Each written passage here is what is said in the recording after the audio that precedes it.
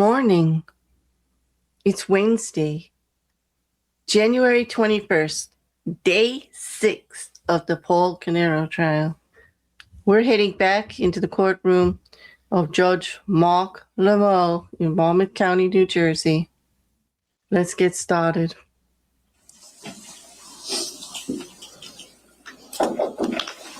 All rise. Good morning. Good morning.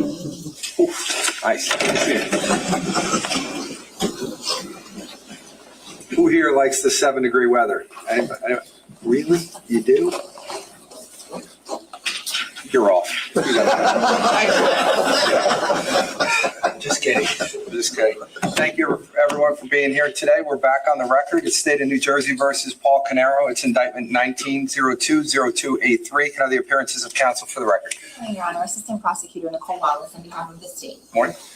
Good morning, Judge Chris Necker, Assistant Prosecutor for the state. Good morning, Your Honor. Monika Mastellone on behalf of Mr. Paul Caneiro, who's present. Judge, good morning. Andy Murray, Mr. Caneiro. All right, good morning, everyone. Good morning, Mr. Caneiro. Good morning, Your Honor. All right. So, Prosecutor, we ready to call our next witness? Yes, sir. The state calls Lavaro Cardenas. Okay.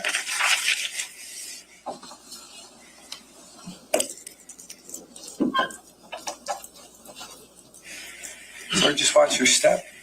If you could just put your left hand on the Bible and raise your right hand for me. Do you solemnly swear or affirm to tell the truth, the whole truth, and nothing but the truth, so help you God? I do. Okay. Once you sit down and you're comfortable, can you state your full name for the record and spell your last name, please? Lavaro Cardenas, Cardenas. All right. Thank you so much. Prosecutor, when you're ready. Thank you. Good morning, sir. Good morning. Can you tell us what you do for a living? I'm a chosen state's attorney. Okay. Are you licensed to practice law in the state of New Jersey? I am? Okay. Any other states? No. Now, before we get too far into this, I just want to ask the court for permission to approach. You got Just show it. 24. For identification. Sir, I'm going to ask you, do you recognize what that is? Yes. What is it? It's my CV, my resume. Okay. CV, resume, two different ways to say the same thing. Mm-hmm. Okay. Now, does that document your work experience? Yes. Does it document your education, Yes. both in the legal field and also previous to that? Correct. Okay. And does it fairly and accurately capture, your career, specifically your work career and your education? Yes. Okay. Now, can I ask you, what year did you graduate law school? Rutgers Law in Newark, What year? 2013. Now, did you have any work experience prior to going to law school? Yes. And what was that generally? I was working at Prudential Insurance for the prior and during law school for 18 plus years. Okay. Now, your experience at Prudential, did that relate to what you do now for a living? It really doesn't. Okay. What did you do at Prudential? At Prudential, I was in corporate technologies. I was a director of technologies. Okay. When you started at Prudential, did you have a college degree? I did not. Okay. Was there a point in time that you decided to further your education? Yes, a few years into my life at Prudential, I decided to go back to college. And where did you go to college? Went to Brookdale first and then Rutgers Newark undergrad, Okay. What year did you graduate? 2008. And what kind of degree did you get? I have a degree in business and a degree in political science. Now, once you graduated college, did you continue to work at Prudential? I did. Now, how long did you work at Prudential or continue to work at Prudential until you decided that you might want to pursue a career in law? About 4 years. Okay. And how did you go about applying to law school? Once I graduated from undergrad, I already had an idea I wanted to go to law school. So I had applied to law school during my last year at Rutgers undergrad, and then decided to go to law school. So I had applied, taken the LSAT, and just delayed the admission for a year until 2009. Okay. So when did you start law school? 2009. Okay. And what type of program did you do at law school? Was it traditional 3-year or was it something else? No, it's an evening program, which it's about 4 years. And did you continue to work while you went to law school? I did. Okay, and credentials where? Prudential is about a block and a half, 2 blocks from law school. And they're both in what city? Newark.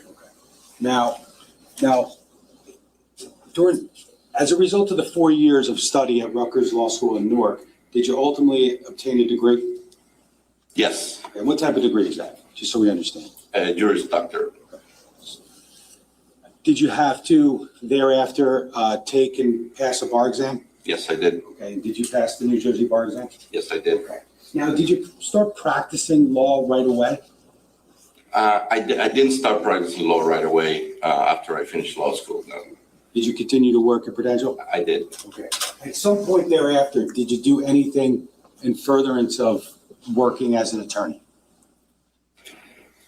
So yeah, my partner and I decided to open our own law practice, which is why it took us a little longer. We were trying to establish our finances before we jumped out of our full-time jobs. Okay.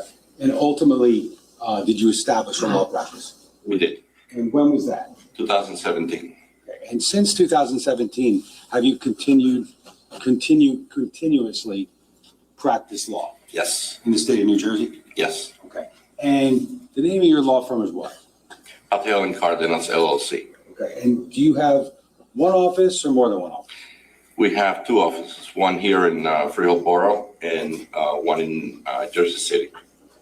Now, how many attorneys practice there, to be clear? We have 3 attorneys, including myself, and 5 paralegals. Okay. Now, do you have a specific role in the firm? Yes, What's that? I'm the managing partner for trust and estates and probate. Okay. What does that entail, being the managing partner? That entails getting involved with the day-to-day operations, managing the attorneys and paralegals in the team, and getting involved in the litigation that's held or that's going on with cases. Now, on your CV that you described earlier, I believe it's S24 in front of you, is that correct? Does that document the type of work that you do on a daily basis? Yes, And do you talk about on that CV your areas of trust and estate practice? yes, Okay, did you divide it up into kind of like 2 subcategories? I did. And what are those? So that's trust law and administration and estate planning and probate. Can you first just tell us a little bit about what trust law and administration is and how you practice in that regard? So trust law and administration has to do with the creation of the trust and assisting people in understanding whether they need it or not, depending on if they need it, and assisting them in creating that trust that is going to reflect what they want to happen to their assets after they pass or even during their lifetime. Okay. Before I ask you what a trust is when someone comes in and attempts to retain you as an attorney in this area, is their intent something that's important to you? Absolutely. It's almost the first thing that's important. Now, you talked about a trust. Can you just tell us, first of all, kind of generally what a trust is legally? So trust is a legal entity where a trustor, the person creating it, transfer assets for the benefit of the beneficiaries that he would like to benefit from those assets, either during their lifetime or after death. Now, have you been involved in establishing trusts for clients in the past? Yes, I have. Could you approximate how many times? Dozens, if not hundreds. Now, you also talked about estate planning and probate. Can you tell us what that entails? Yes, estate planning encompasses a lot more than trust. Trust is one component of an estate plan. So typically we meet with the client, we ascertain what assets they have and how do they want those assets to pass to their heirs. And probate is the court supervised process of transferring assets once a person passes. So, fair to say trust planning and trust creation is a part of overall estate planning? Yes. Are there many facets to estate planning? Yeah, there are multiple documents that get created during estate planning. What types of documents? This could be a will, power of attorney, healthcare directive, Okay. And is sometimes a trust a part of trust, something that gets created? revocable or irrevocable trust, multiple different trusts. You talked about revocable and irrevocable trusts. Can you tell us what those are and how they might be different? So a revocable trust, the trustor, the person creating the trust, maintains controls of the assets and usually is the trustee of the trust and sometimes even the beneficiary of the trust. In an irrevocable trust, the trustor relinquishes that control to a third-party trustee, typically a family member, but it could be an entity as well that could manage those assets that are in the trust for the beneficiary of the beneficiaries, for the benefit of the beneficiaries. Now, based upon your work as an attorney who practices with estate planning and trust creation and the like, are there typically reasons why someone would decide upon, or you would assist them with deciding upon a revocable trust versus an irrevocable trust, age, other factors? Yes, typically people do a revocable trust to avoid probate is one of the reasons they do it, to create a form for multiple beneficiaries to continue to operate or own those assets beyond the death of the trustor. Irrevocable trust, often done for tax planning purposes, for Medicaid planning pusses, and it's also done to reduce the taxable estate of the trustor when they die. Okay. Now, you talked a little bit about tax implications, correct? Yes. Is that something that plays an important role in estate planning? Yes, absolutely. Now, are you an accountant? I am not, and we do not do tax advice, but we work closely with tax professionals. Okay, so is it fair to say that your practice can sometimes be collaborative? Yes. Does that, I guess you've already said that includes tax professionals? Is that a yes? Yes. Yes. Yes. Just for the record. Does that also include any other professional advisors? Yes. So we work closely with either accountants, CPAs, financial planners. We often meet with them because our clients ask us to in creating an estate plan. Okay. Are there times when someone might come to you without an accountant or without a financial advisor, and you would then suggest involving those types of professionals in the process? Yes. Now, just for purposes of the record, over the course of your legal career, you mentioned wills. Have you drafted wills? Yes. Could you approximately how many you've drafted? Of wills. Excuse me? Hundreds of wills. Okay. Now, power of attorney documents. Have you been engaged in creating those? Yes. And again, just so we understand, what's the purpose of a power of attorney document? Power of attorney gives a person the ability to represent you in financial matters and court matters should you become incapacitated, but you're not dead. Now, have you engaged over the course of the last 8 or so years in overall comprehensive estate planning for clients? Yes. And that includes, you said, trust, correct? Yes. And have you created for clients both revocable and irrevocable trusts? I have. Okay.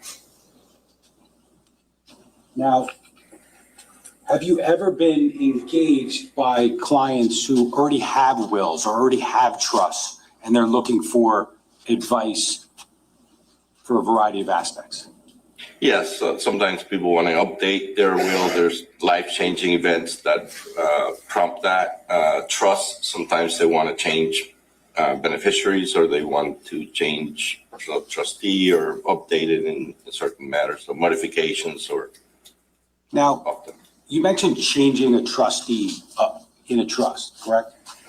Yes. Now, is that something that can happen both with revocable trust and irrevocable trust? Yes, it's much simpler to do with a revocable than irrevocable. Both can be modified, yes. So it's more difficult when we're talking about an irrevocable trust. Yes. And we'll talk about that later, but in this case, you were asked to look at a trust, correct? Yes, And that was one that you did not create, correct? correct. And what type of trust was that? It's an irrevocable trust. So that would have been the more difficult kind to change the trust. Yes. Judge, at this time, the state would offer Mr. Cardenas as an expert in the field of trust law and administration, as well as estate planning and probate.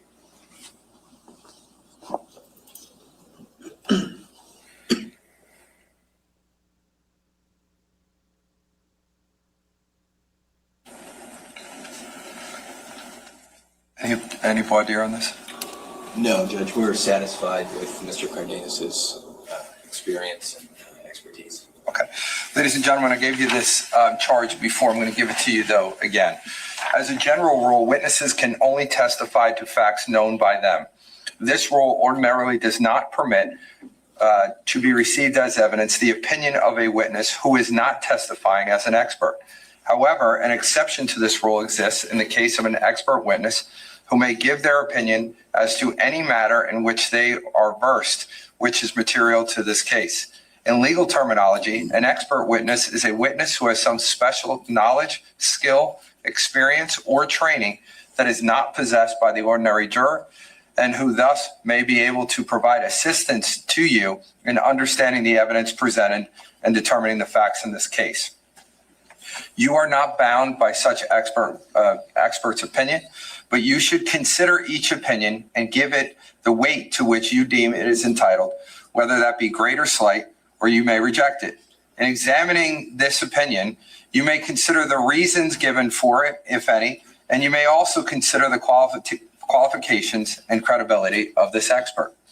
It is always within the special function of the jury to determine whether the facts on which the answer or testimony of this expert is based actually exists. The value or weight of the opinion of the expert is dependent upon and is no stronger than the facts on which it is based. In other words, the probative value of the opinion will depend upon whether, from all of the evidence in the case, you find that those facts are true. You may, in fact, determine from the evidence in this case that the facts that form the basis of the opinion are true, are not true, or are true in only part. And in light of such findings, you should decide what effect such determination has upon the weight to be given to the opinion of the expert.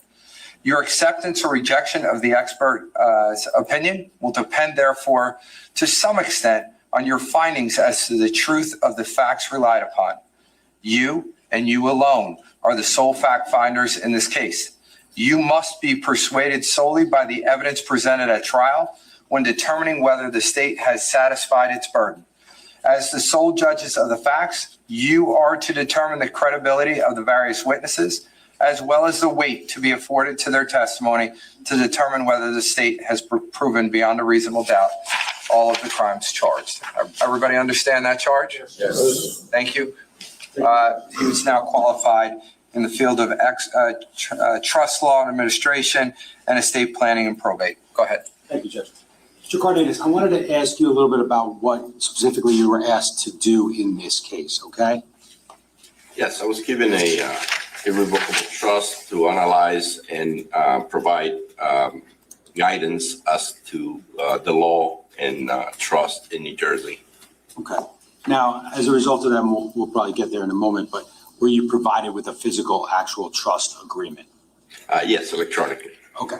Now, were you provided with significant factual details about this case? I was not. Okay. Now, as you said, your purpose was to take a look at the trust and provide some guidance as to what certain things mean in it, correct? Yes. Now, I'm going to just approach with S26.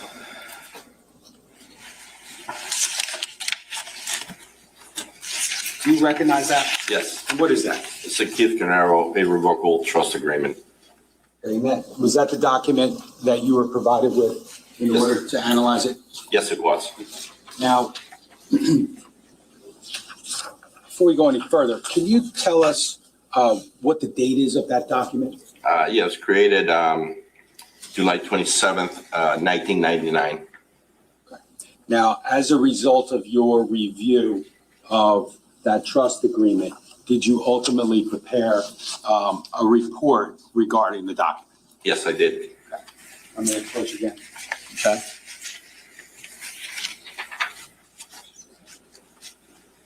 Just going to show you what's been marked as S25 for identification. Do you recognize that? I do. And what is it? This is the 24-page report I created once I analyzed the trust. Okay. And obviously, like you said, that's a document that you created, correct? Yes, And what's the date of that? that is July 28th, 2025. Okay. Now, I'm going to leave that up here, but I would just say if you do need to refer to it at any point, just in case, just please indicate that you would need to refer to that so we know, right? Yes. Now, we talked about previously what a trust is, so I'm not going to ask you that specifically. I think you explained it. You mentioned earlier terms like, you said settler or trustor. What does that mean? Settler or trustor is the person that creates the trust. Okay. And does the trust ultimately have something called a trustee? Yes. And what is a trustee? Trustee is the person charged with managing the assets in the trust for the benefit of the beneficiaries. Okay. And based upon your review of this particular trust that was created in 1999, who was the settler or the trustor of this? It was Keith Caneiro. Okay. And who was the trustee designated in the trust agreement? The primary was Paul Caneiro. Now, the document, the trust agreement, which I provided to you, which is S26, correct? The actual trust agreement? Yes, It's S26, right? yes it is. Now, was that document signed by anyone? Yes, And who was it signed by? it was signed by the trustor, the creator, and also by the trustee. Okay, no, that would be which people? So, signed by Keith Caneiro and Paul Caneiro. Okay. Now, was it like notarized or anything? Yeah, it was notarized with witnesses. Now, is it customary in the state of New Jersey for the trustor and the trustee to both sign the document? Yes, Would that be the way that you would do it? absolutely. Now,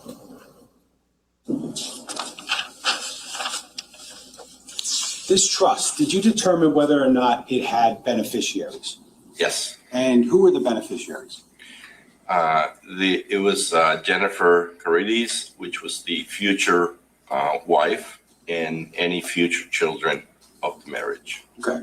So based upon your review of this document created in 1999, was Keith Caneiro married at this time? He was not at the time of drafting, no. And were you able to tell that based upon reading the draft alone? Yes, there is a requirement that for Jennifer to qualify as a beneficiary, she would have to marry him within, I think, 2 years. It was 2001 or something. Okay, and was there specifically a date in the document that's listed? Yeah, there was a date in the document. And is it your understanding, just based upon the minimal information provided, that they did get married? It is my understanding they did ultimately fulfill that requirement, yes. And I think, just to be clear, based upon what you said, at the time that Keith Caneiro created the document with counsel, he was not married, correct? Correct. And did he or did he not have children yet? It did not at the time. Does the trust agreement, I think you said it, but does it contemplate future children? Yes, And are those future children listed as potential beneficiaries? absolutely. Now, are there, with respect to Jennifer, eventually to be Jennifer Caneiro, and eventually to be the children, is there any reference to the children's issue or anything along those lines? So, I mean, Jennifer did have a requirement to be married and not divorced, because if she was divorced, she would also be disinherited. But the children were always contemplated even before they existed. How about the children's children? Yeah, I believe there is a section there that it covers where if it says per stirpes, which means that if one of the children were dead, but they had children, that they would inherit as well. Now,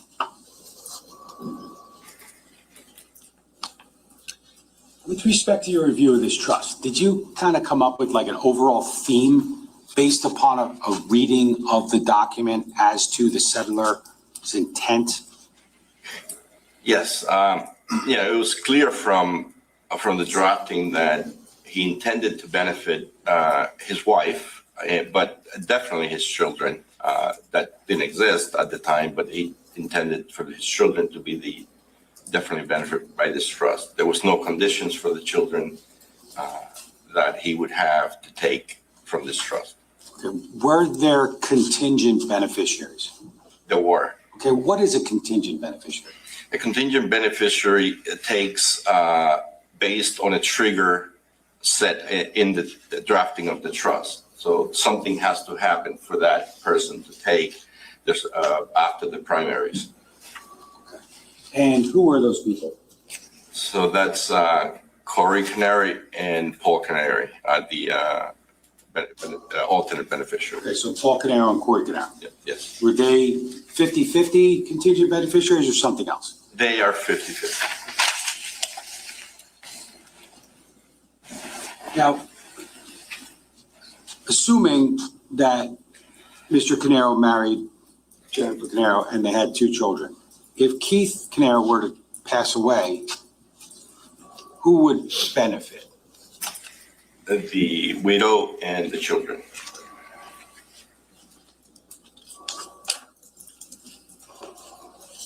How would, under this trust agreement, how would contingent beneficiaries, Paul and Corey Caneiro, how would they benefit? The only time they would benefit from the trust would be if or the children and the widow would also be deceased.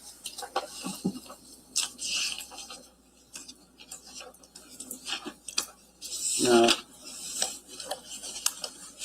with respect to that trust agreement, which is in front of you, S26. I'm going to ask you to go to page 5. Can you do that? And is there Article 4 there? Yes. And what does that discuss?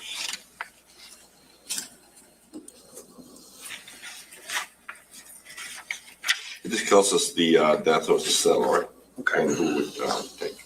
Now, are there provisions that start on page 6 regarding what you just discussed about contingent beneficiaries? Yes, Is that subsection A and subsection B? correct. Can we have the back computer, please?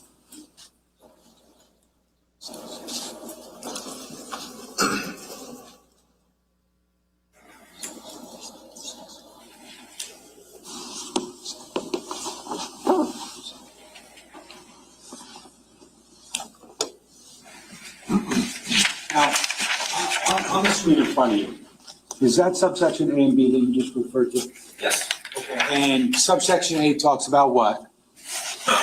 That talks about what Paul will receive if the spouse and the children do not survive. Okay, and subsection B? It talks about Corey's 50%. Okay. And to be clear, subsection A, subsection B, one relates to Paul, one relates to Corey, correct? Correct. And are they otherwise identical, essentially? Yes, essentially. So they're 50-50, correct? Yes. Now, as a contingent beneficiary, did Corey Caneiro sign this document? No, beneficiaries usually don't. Did Jennifer Caneiro sign it? No, And obviously the kids didn't because they weren't born yet, right? correct. What do you think?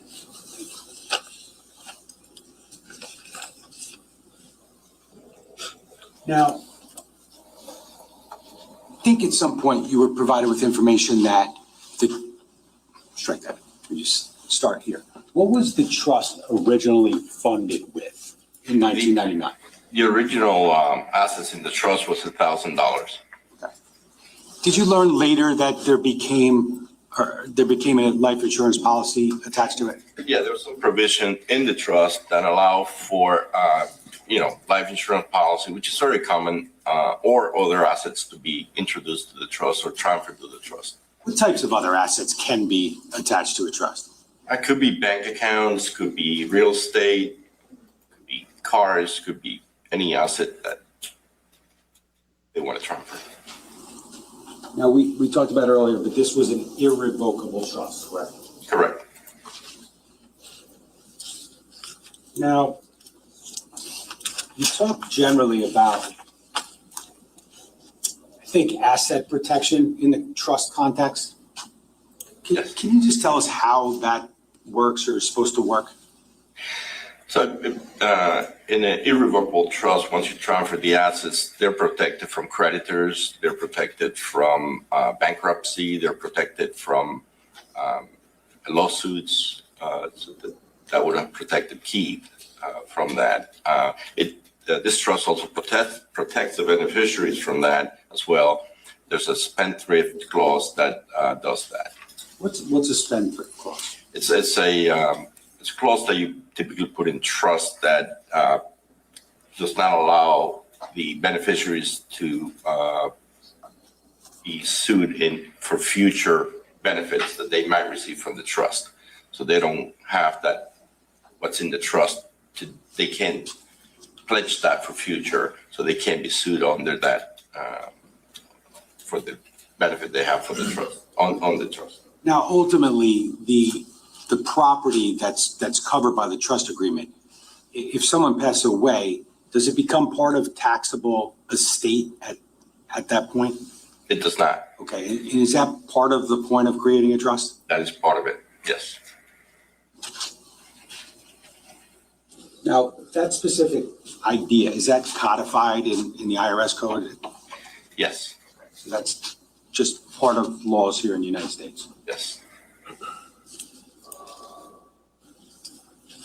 Now, going back to like 1999, obviously you were not there when this trust was created, correct? Correct. Now, but are you able to tell us, once Keith Caneiro created this irrevocable trust, what happens? So once he created it, there was an insurance policy. I understand he also created at some point after that was the beneficiary was the trust, and he was through this trust. There was a bank account as well that was he was putting money into to pay for that the fees for the life insurance. So there's a bank account that is designed to fund the life insurance. Yes, it's attached to the trust. You weren't asked to look at the life insurance, correct? I did not look at the life insurance, no. Now, as far as Keith Caneiro's control of the trust once it's created, how does that work?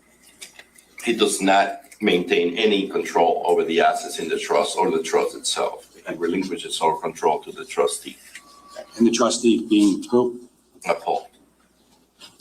Now, we mentioned it briefly, but if Keith Caneiro or any trustee in a document like this, irrevocable trust, decides that he wants to change the trustee, how does that work? The only people who have power to change the trustee in an irrevocable trust are the beneficiaries. So the beneficiaries could either request for the trustee to step down and name someone else. There was a provision in there. Or go to court and have a judge remove the trustee. Okay. But a trustee can decide, okay, I'll step down? Yes, there was a provision in this trust for that as well.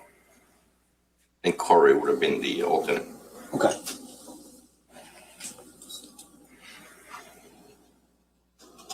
As far as trustee powers and responsibilities within the Keith Caneiro irrevocable trust agreement. Can you describe that?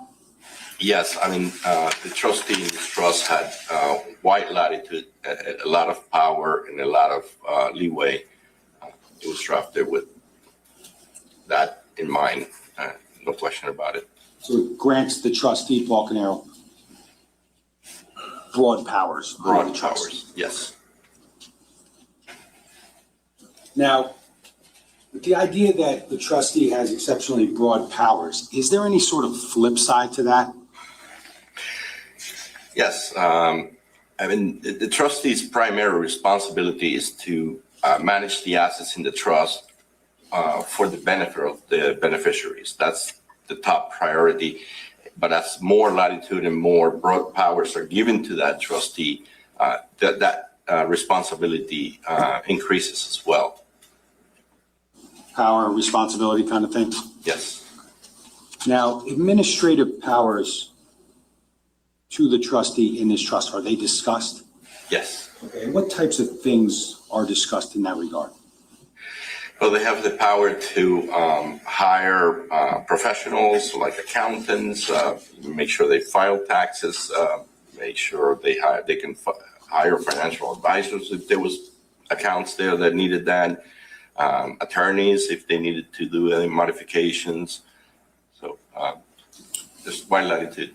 Okay, so the trustee can hire qualified professionals for advice and things like that? Yes. Now, I'm not saying that happened, but if it were to happen, who pays for that? Typically, the trust would have some funding for that, but it would be the trust money would be used for that. Okay. So it wouldn't have to come out of the trustee's pocket?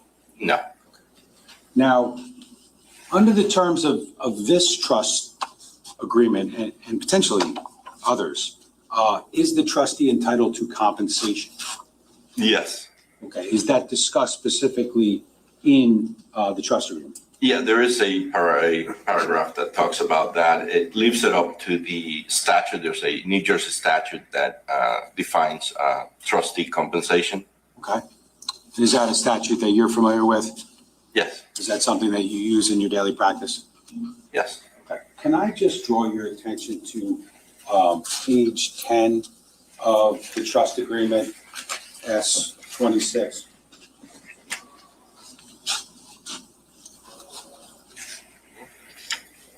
Is there an area there that talks about compensation of trustee? Yes. Is that something that you discussed in your report? Yes. Can I just go to the back computer again? Sorry. Now, on the screen in front of you, do you see that provision for compensation of trustee? I do. Okay, and can you just tell us what that actually means?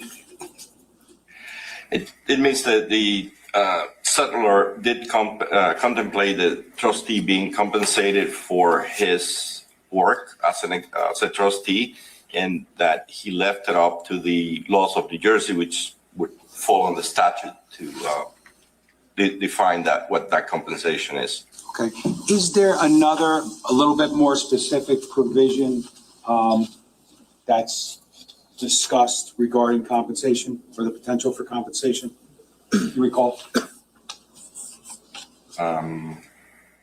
As to the requirement, if they receive the compensations, or? Sure. Yes, I mean, there's another section that talks about what's required if the trustee receives any funds from the trust. Okay. Just going to show you that Trust agreement for one moment. You're on page 10. I'm going to ask you, sorry, I just shocked you. That's right. Yep. Okay, so page 11, I'm going to draw your attention to subsection J. Just, if you could just read it to yourself.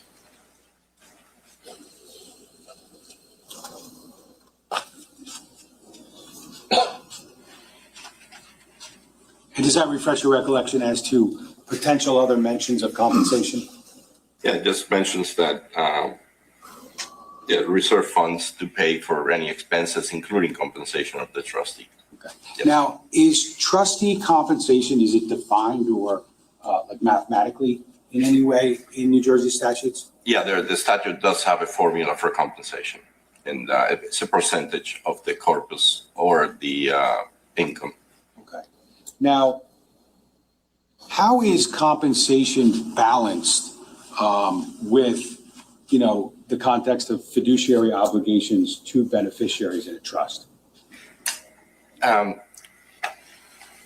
Compensation it could be reduced from what the formula or the statute says, depending on the level of involvement of the trustee. If the trustee does all the work himself, he's doing the taxes, doing the investment, doing the research, and investing and managing the assets himself or herself, then they might require a higher level of compensation. If they are hiring professionals, attorneys, or CPAs, then that compensation could be reduced because they're not using their own expertise, they're using someone else and using trust funds to pay for that.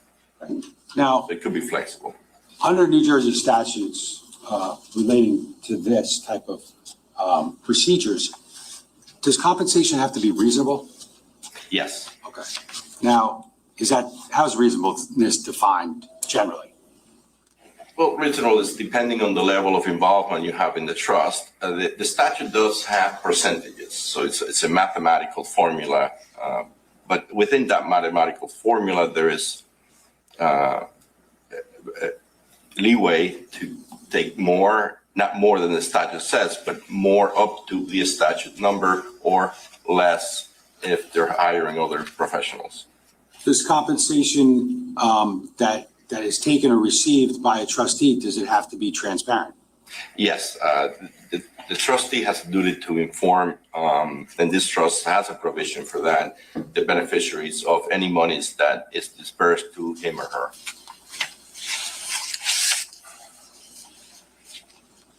So does any compensation have to be disclosed to the beneficiaries? Yes. Just going to draw your attention to page 3, section 2.3C of the trust. Yes.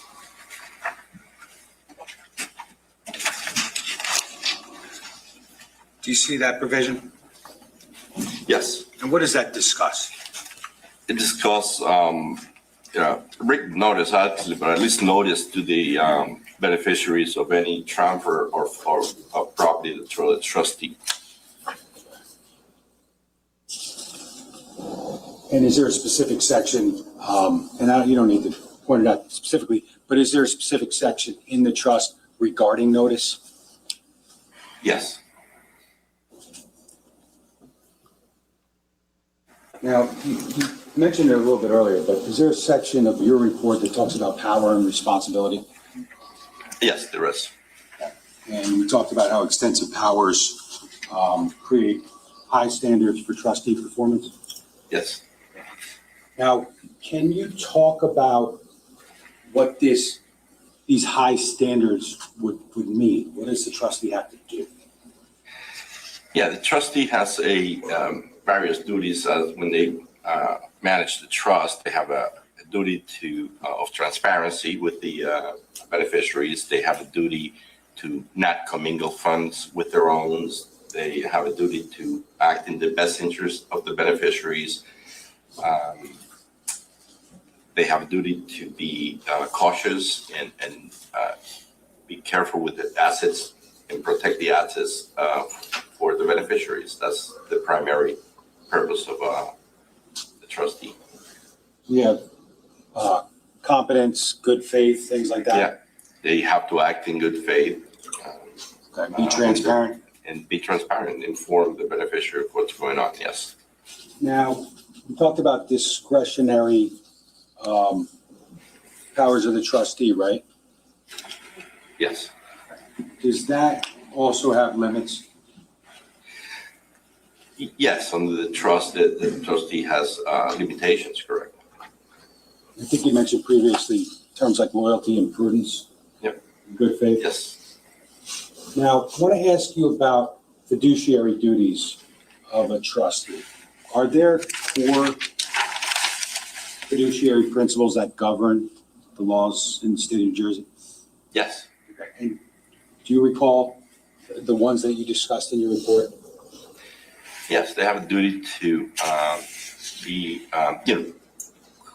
treat the trust assets with prudency, make sure their investments are sound, that they research it, make sure that any transfer of assets is proper and it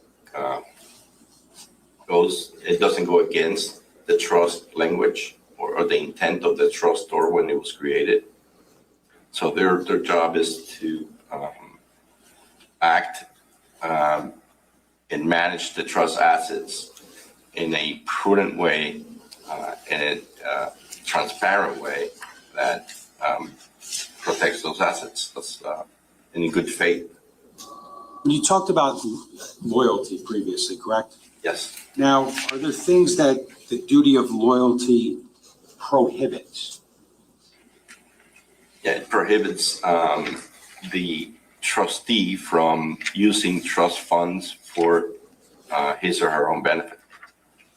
Now, are there any provisions in this trust where a trustee could use trust assets for their own benefit if they actually did something to get that okay?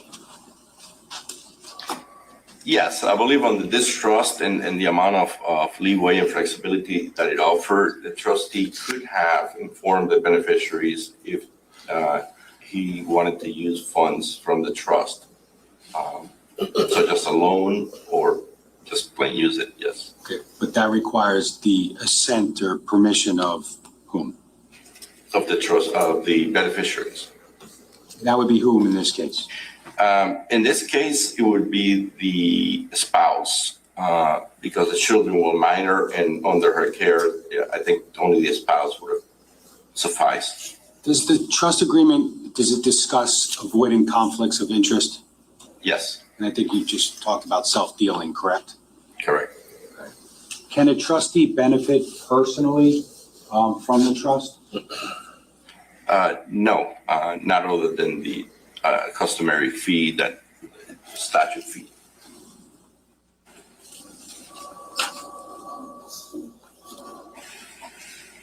Now, we talk about conflicts of interest and the like.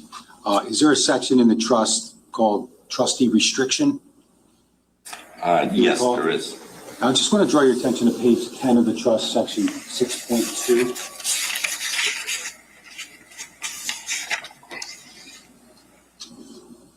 Do you see that there, sir? Yes, And have you reviewed it? yes. Did you discuss that in your report that you drafted?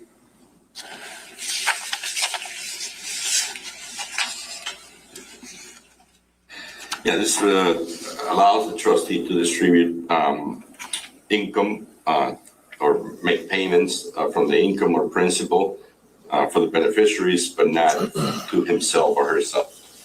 So self-dealing in some regard? Self-dealing, yes, so using the trust funds for his own benefit.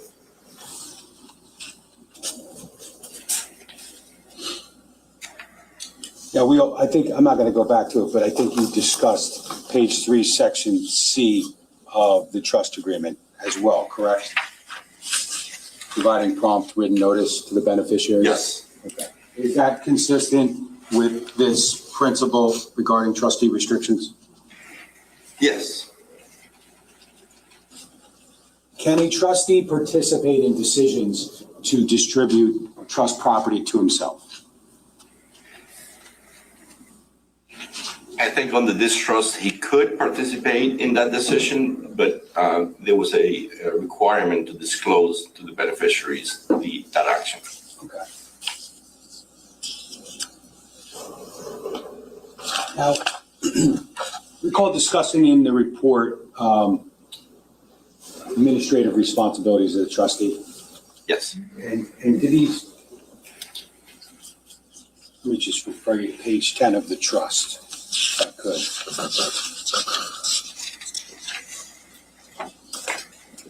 Do you see that, sir, that page? Yes. And we talked about trustee restriction already, correct? Yes. We talked about compensation. Yes. And there's something in there about accounting. What does that represent?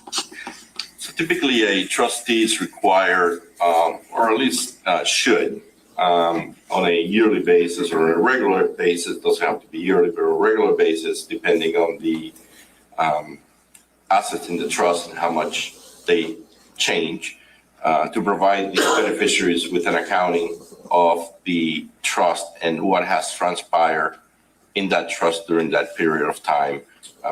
Could be every 6 months, every year and a half, but in a regular basis to provide that update to the beneficiaries. Does this trust and trust law generally, does it talk about tax compliance?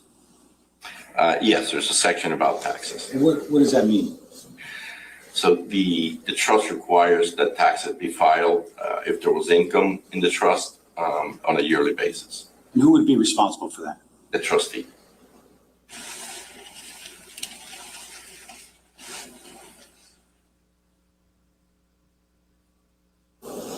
Now, as far as accounting and disclosure, is that something that's discussed specifically in this trust agreement?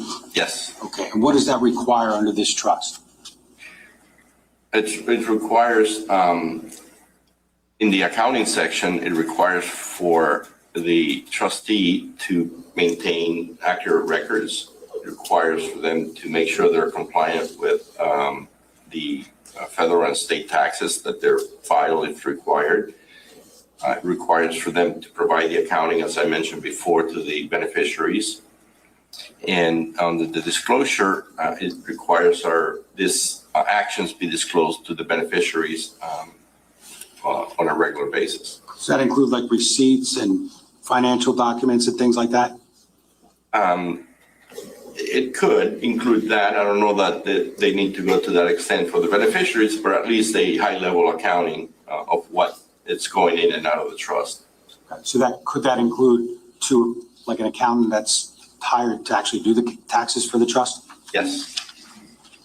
Would this trust require that the records provided to an accountant or to the beneficiaries, that they be accurate? Yes. Now, obviously this trust involves family members, correct? Yes. Okay, so we got Keith Caneiro and his brother Paul Caneiro being the trustee, right?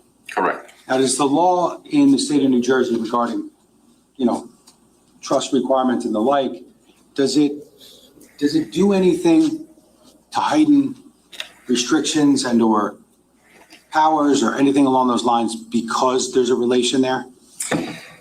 Yes. I mean, I think when courts look at trust matters that come before them, they usually place a higher level of responsibility on trustees that are close family relatives or members, because the courts usually say that or interpret it in a way that says that close family members know family dynamic. They know the ins and outs of families. They know if there are beefs between people, if people are getting along with each other.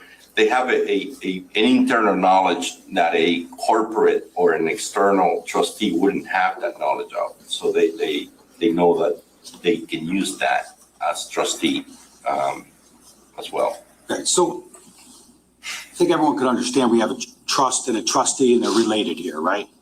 Yes. Are there ways, are there people or institutions that can be appointed as a trustee that takes away that family dynamic?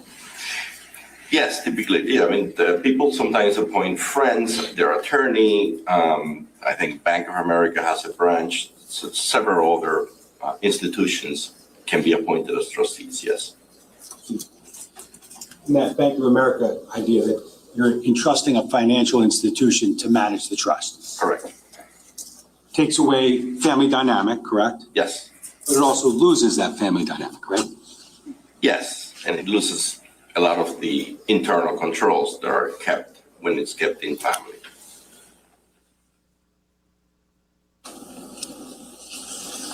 Now, you may have mentioned it, but did you talk about trust property and segregation requirements in your report? I did talk about that. Is that something that's based on plain reading of this trust? Yes, it's obvious, there's a paragraph somewhere that talks about not commingling assets, personal assets of the trustee with trust assets. So keeping separate personal assets and trust assets. Correct. That's in this trust? Yes. And is that a concept in New Jersey law? It is a concept in New Jersey law, and that assets should be kept separate. All money or any assets should be kept separate. The trustee own assets from the trust assets should not be commingled. Bank accounts or any other asset. Okay.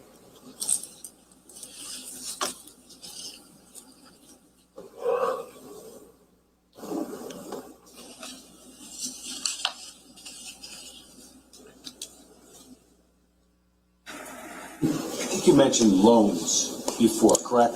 Yes. Okay. We talk about loans from the trust to the trustee and whether those are permissible. Can you explain? Under this trust, I believe that there was enough, there was some broad of discretion that they were permissible. If the trustee wanted to get a loan, I think he could have asked the beneficiaries for it, yes. So in this document, it's your reading of it that there is a potential that the trustee could take a loan from the trust. Yes, if there were funds in the trust, there's potential there, yes. But it would require him to ask permission, correct? Yes. Now, you talk about, towards the end, misappropriation. Can you tell us what that means? That is using trust funds for a purpose that wasn't intended and using the powers of the trustee to do that.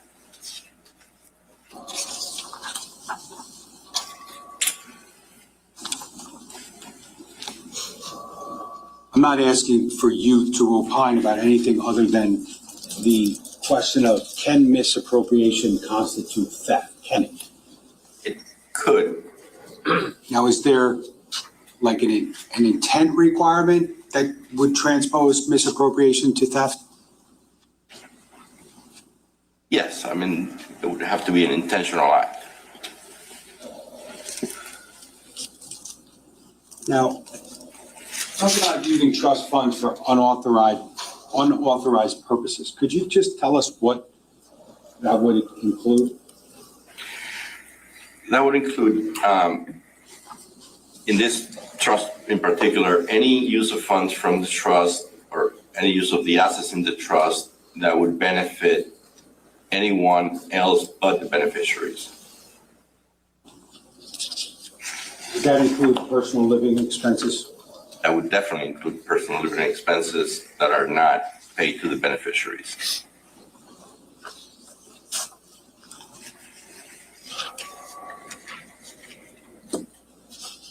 When we talk about bad faith or deceptive practices in your report, would editing or altering records relating to the trust be a breach there? Yes, if done for the purpose of hiding some misuse of funds, yes, or property. Now, almost done here. Just a couple more questions. Now, to be clear, I think you've testified that the trustee, Mr. Paul Caneiro, in this case, was given broad powers under this trust. Fair? Fair. Now, but with those broad powers, you discussed limitations, correct? Yes. And those limitations generally are what? Are they the laws of the state of New Jersey, the trust language itself, or both? They're both. They're in the trust language, and they're also statutes to that effect. You talked about fiduciary obligations, correct? Yes. Is that a requirement to act according to fiduciary duties of trustees generally and what's in this trust? Yes. Does the trustee have to act in good faith? Yes. They have to be transparent? Yes. Do they have to act with loyalty to the beneficiaries? Yes. Because that's really what it's about, right? The beneficiaries. That is 100% what it's about. Yes. So when Keith Caneiro gave Paul Caneiro the authority to be the trustee of this trust, It really wasn't about Keith Caneiro, correct? Objection. This witness doesn't know what it's about. Rephrase. Yeah, rephrase the question. Sustained. Legally, from a legal concept and based upon a fair reading of the trust, did Keith Caneiro's thoughts matter anymore at that point? When the trust was created, Sure. yes, I think I talked to this. The main intent of Keith, from my reading of the trust, was to benefit his children. And obviously, his wife, should she marry him. But even if she didn't marry him and he had children, those children would have been covered under this trust, not necessarily Jennifer.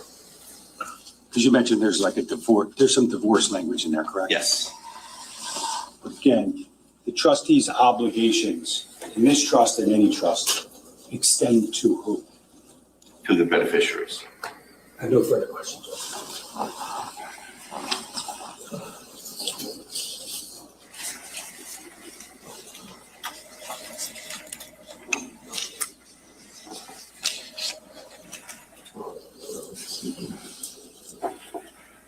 Ross?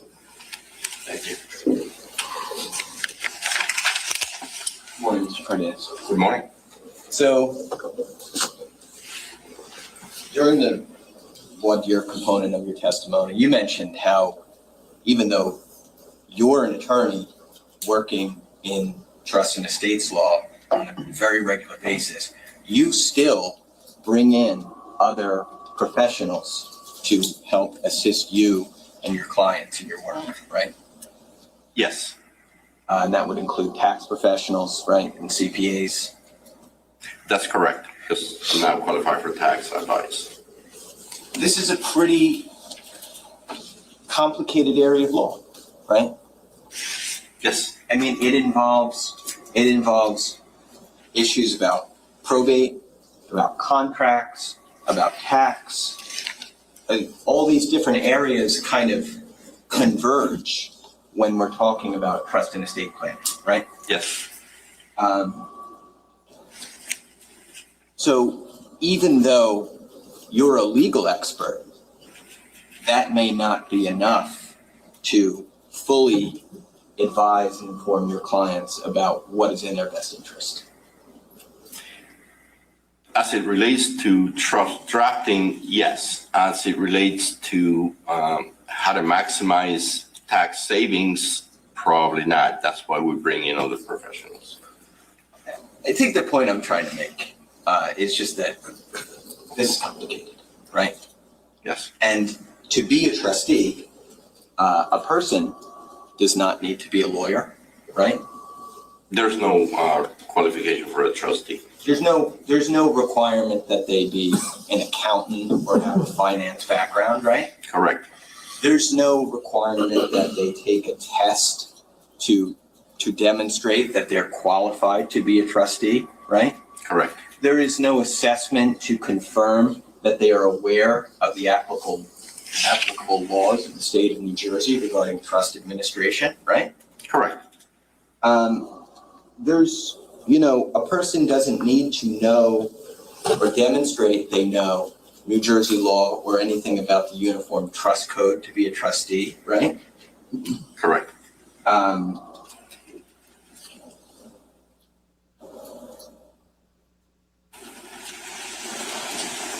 You testified today that obviously the law places attendant fiduciary responsibilities on a person who becomes a trustee, right? Yes, And they need to avoid engaging in things like self-dealing, right?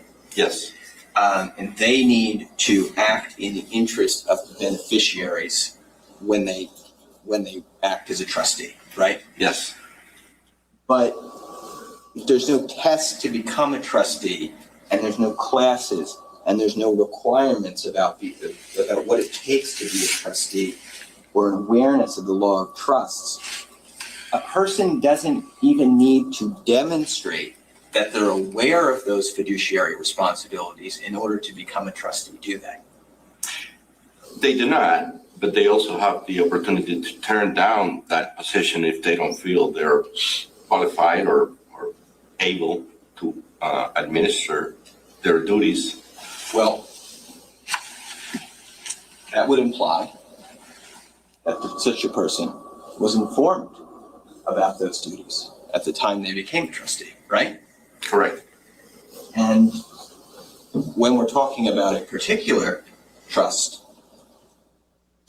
this particular trust, it's an obvious fact that you were not there when this was created, right? Correct. And you do not have any idea what conversations were had or were not had at the time of this trust creation, right? Well, I have an idea because I'm an attorney and I do have conversations with my clients about what their duties and responsibilities are during the formation of the trust and during when they sign it and what they're signing on to. So I'm not sure the other attorney would have had similar conversations with them. Well, you're sure about that, but the thing is, you don't know what was said.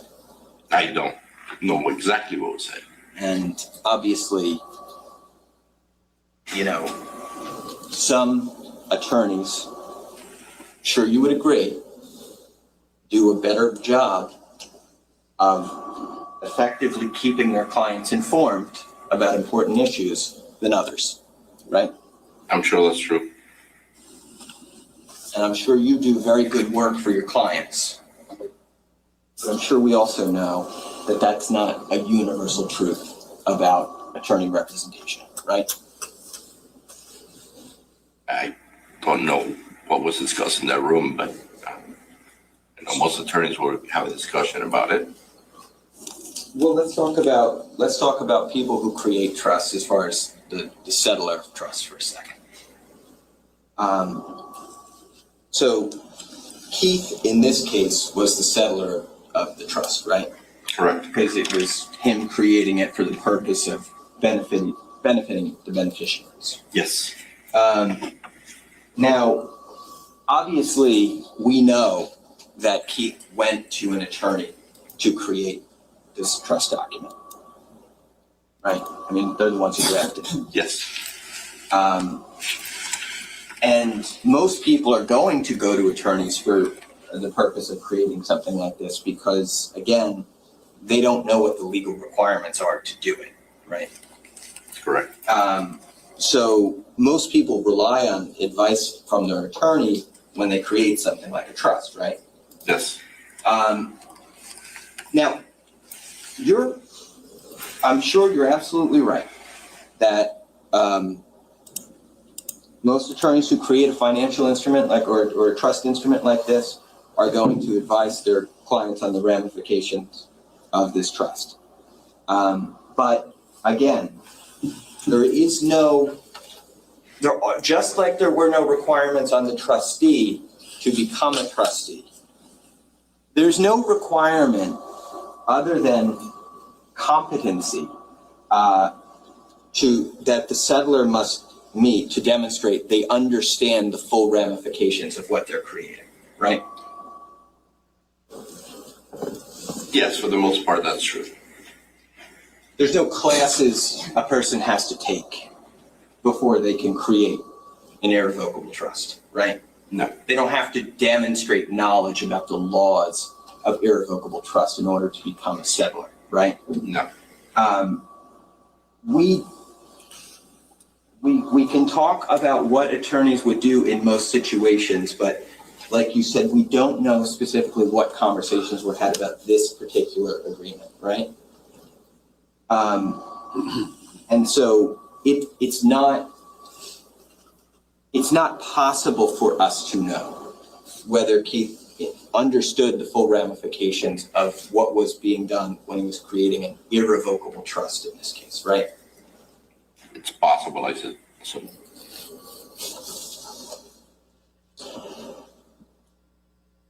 It would be fair to say, though, that the thing with an irrevocable trust is that the settler, the person who creates it, it's irrevocable because once it's created, they lose all control over it, right? For the most part, that's true. Like, they don't get to direct what happens with the money in the trust. Not the day-to-day, correct. They can express an intent in things like the trust documents, right? To say, this is the purpose for which I'd like you to use this money, right? Correct. But the idea is that in an irrevocable trust, the property that gets transferred into it no longer belongs to the settler, right? That's correct. I mean, and that it's that kind of like legal fiction that allows this to be a device for certain tax avoidance, right? Yes. Because if that settler maintained control over the property in any way, there would be different tax implications for that, right? Correct. So what this really is, in terms of in the irrevocable nature of a trust, is it is a way to do estate planning, but also in conjunction with that, a way to do tax planning and tax avoidance, right? It's part of it, yes. It would be fair to say, given those facts, that a settler who created an irrevocable trust, but was under the impression that he was going to be able to direct the trustee as to what to do with the funds afterwards, would be under a misapprehension about the legal instrument he was Judge, I'm creating. going to object to Chief Caneiro. Yeah, I'm going to sustain the objection to the form of that question. It's way too much. You got to unpack it.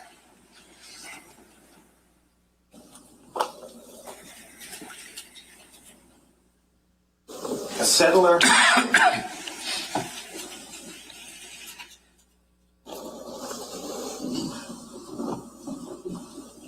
it's established, though, that a settler of an irrevocable trust, once it's created, cannot continue to maintain control over trust assets. That's a true statement. And cannot,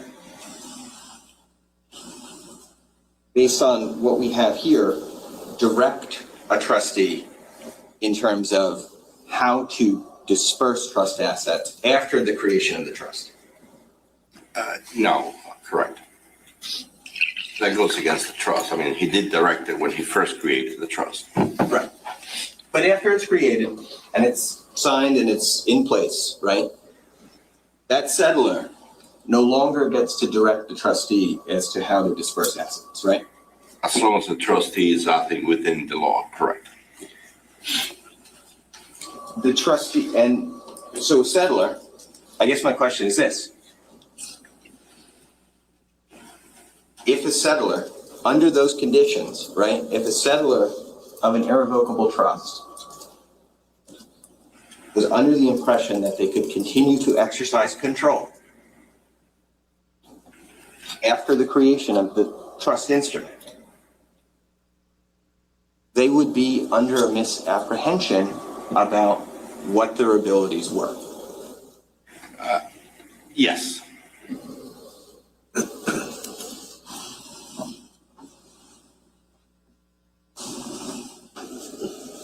A settler who thought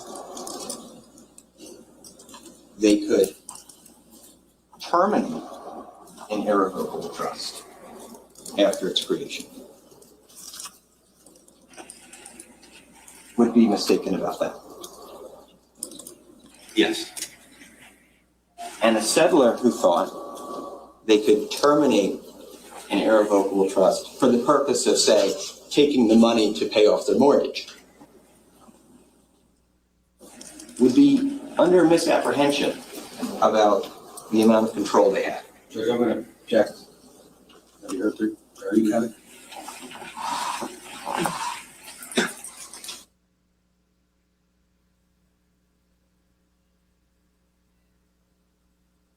Okay. This is an area where it's going to be pretty difficult for the defense. It's an expert witness. There are laws here. They're going to try to make insinuations back and forth. Pretty clear. This tough area, and the judge is already all over it. I wish I could be a fly on the wall right now to hear this conversation. I think it is Paul Caneiro's right to have a zealous and passionate defense, and they should try every angle. Yes, they should, but there does have to be some reasonableness in regards to where questioning is going. The judge is actually the meter for that, based on the law. We need relevancy. We need probability. You can't just be throwing spaghetti at the wall to see if it would stick for everything. I admit that the defense has a pretty rough climb here, but they do have a right to the question. objection to that question, but I'm going to allow counsel to ask a different question. Thank you, Judge. Sure. Okay. So we heard you say before that a trust can hold many different types of property, right? Yes. And it could hold, stocks, it could hold cars, it could hold, other personal property. It could also hold insurance policies, right? Yes. And when the trust holds an insurance policy, when it's within the trust, that's the property of the trust, right? Yes. So if a settler creates an insurance policy and says, I'm going to gift this to my irrevocable trust, that insurance policy becomes the property of the trust, right? No, not at that moment. So if the settler creates an insurance policy himself or herself and adds the trust as a beneficiary, the trust wouldn't get that policy until the settler dies. So the settler will still keep control of that policy. They can go and change the beneficiary anytime. Well, if the trust if the insurance policy documents, right, wouldn't they have to be changed to reflect the fact that the insurance policy was now within the trust? So the owner of the policy and the beneficiary of the policy do not have to be the same person or the same entity. So the trust, I didn't review the insurance policy in this particular case, but Keith could have been the owner of the policy and have the trust as the beneficiary. So he would still own and be responsible for that policy. I don't know who owned the policy in this case. You don't know if the policy was owned by Keith originally and transferred to the trust, or if Keith owned it the entire time. Correct. That's what you're saying. If the policy was transferred to the trust, who would the owner of the policy be? The trust. So then the beneficiary would stay the same, obviously, with the insurance policy, right? Provided it did, yes. But the owner would be different if that policy was transferred in ownership to the trust, is what you're saying. Yes. Okay. And you didn't review the insurance policy in this case? I did not. Okay. Now,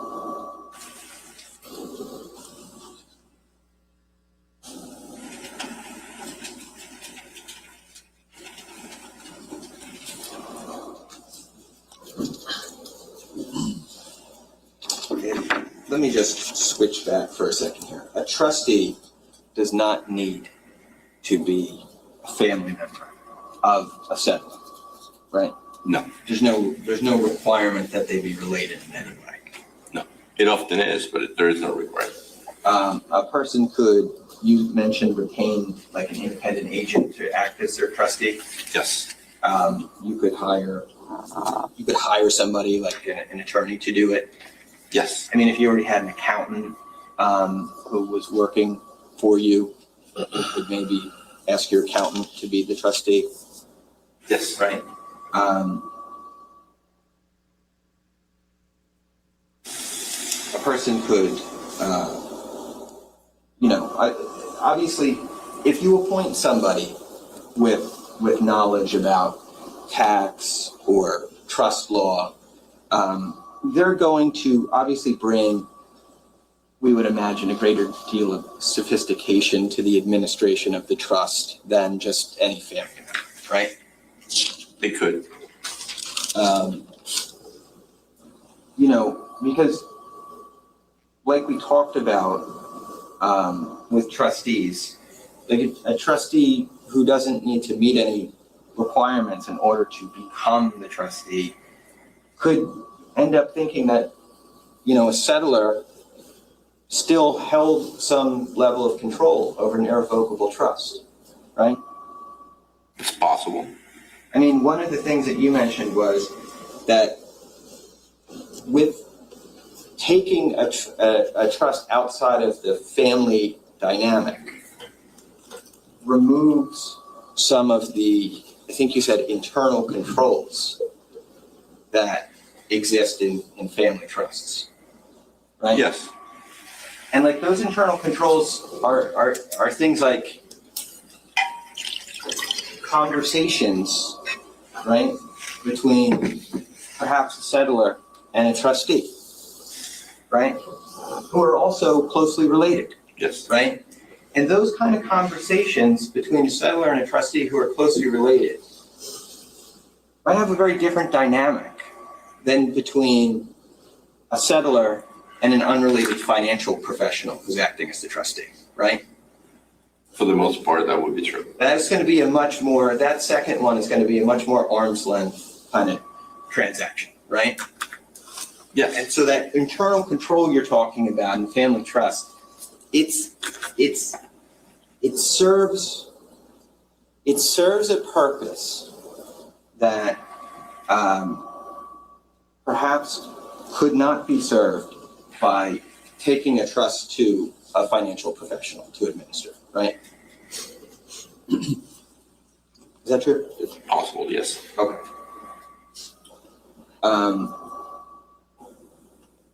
A family member who's acting as trustee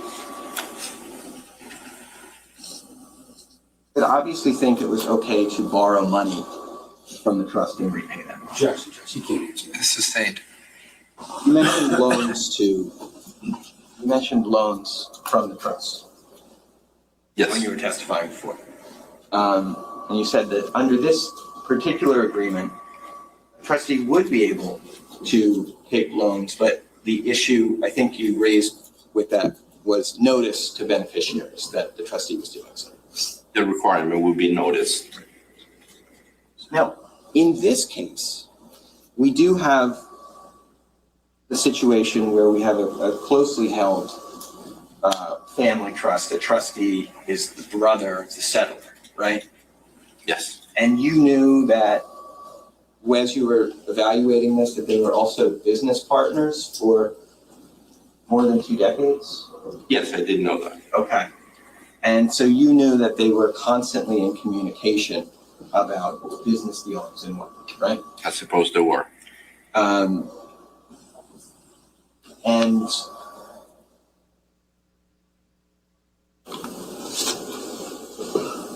if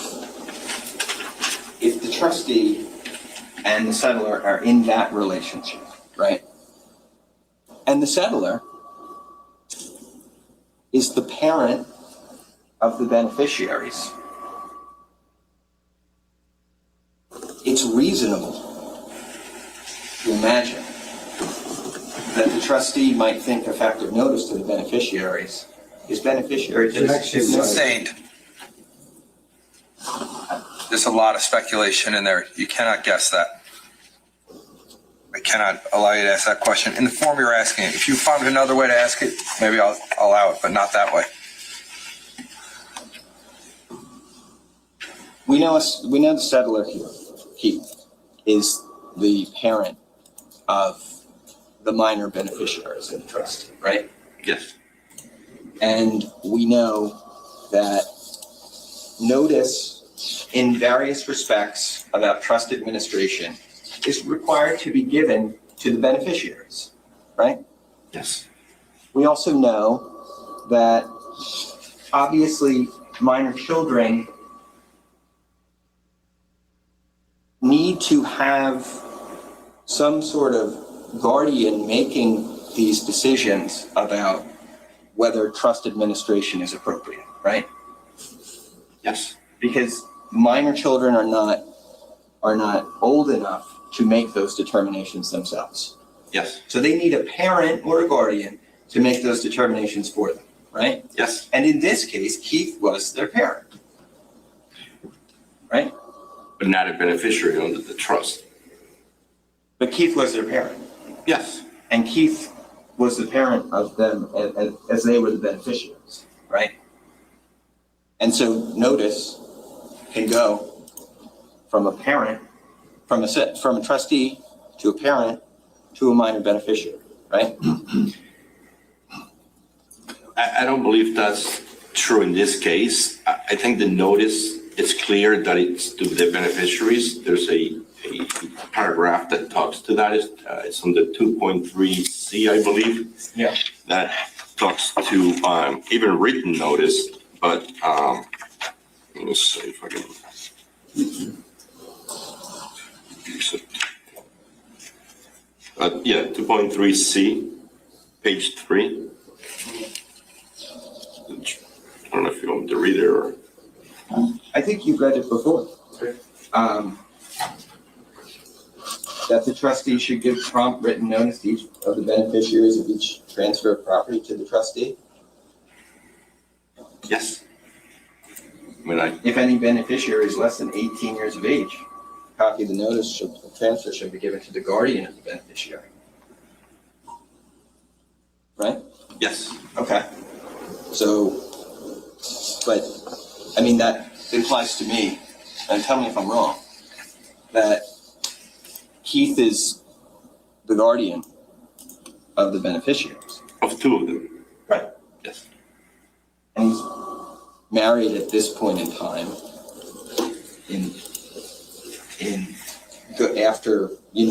After this is created, he's been married to the other beneficiary, Jennifer, right? yes.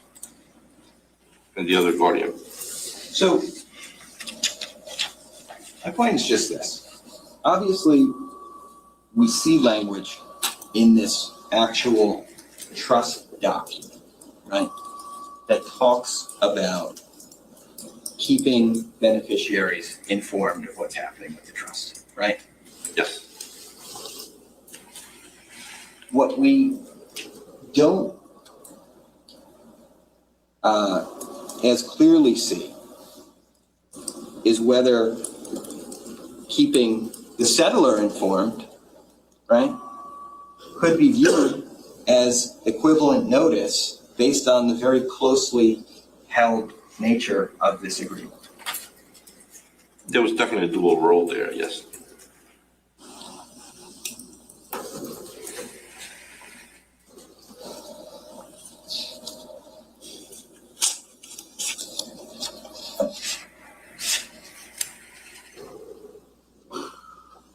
Now, you mentioned during your testimony earlier that trusts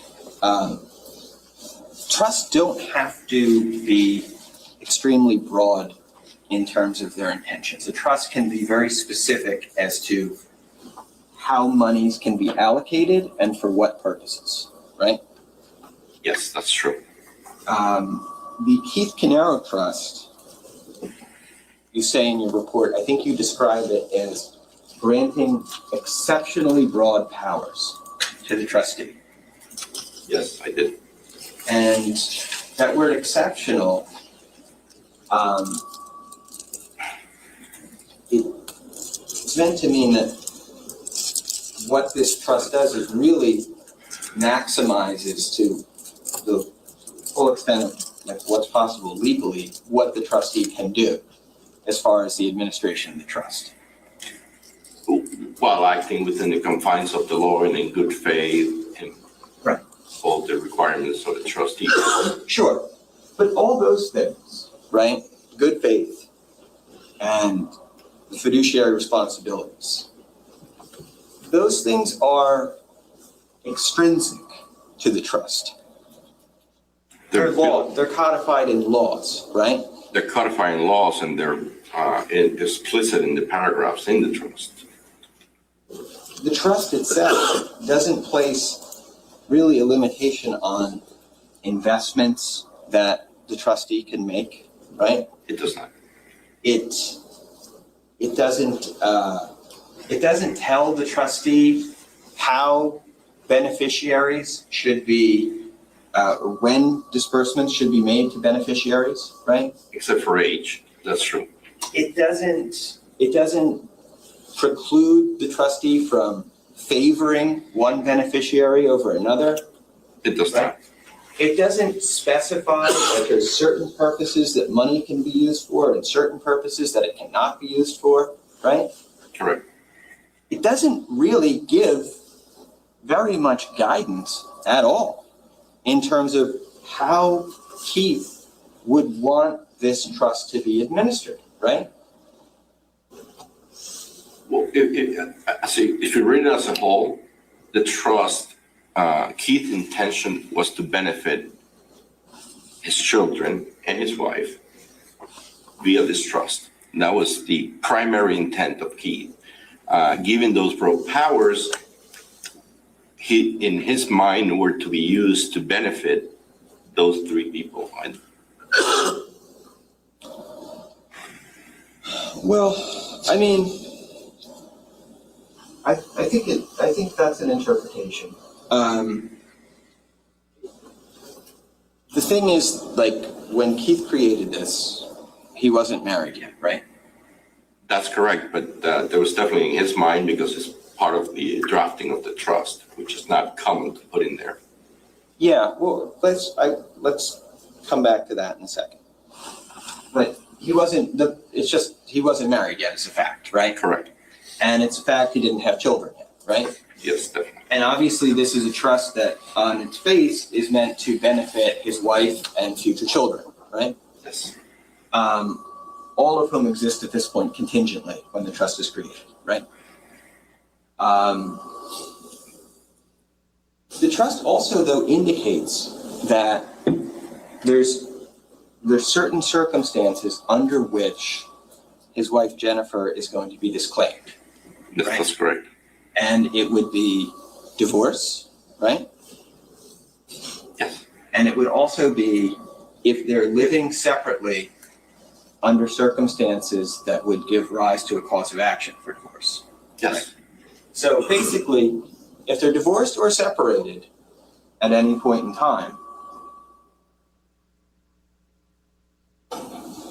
this instrument treats Jennifer as if she had predeceased Keith. That is correct. And when this was created,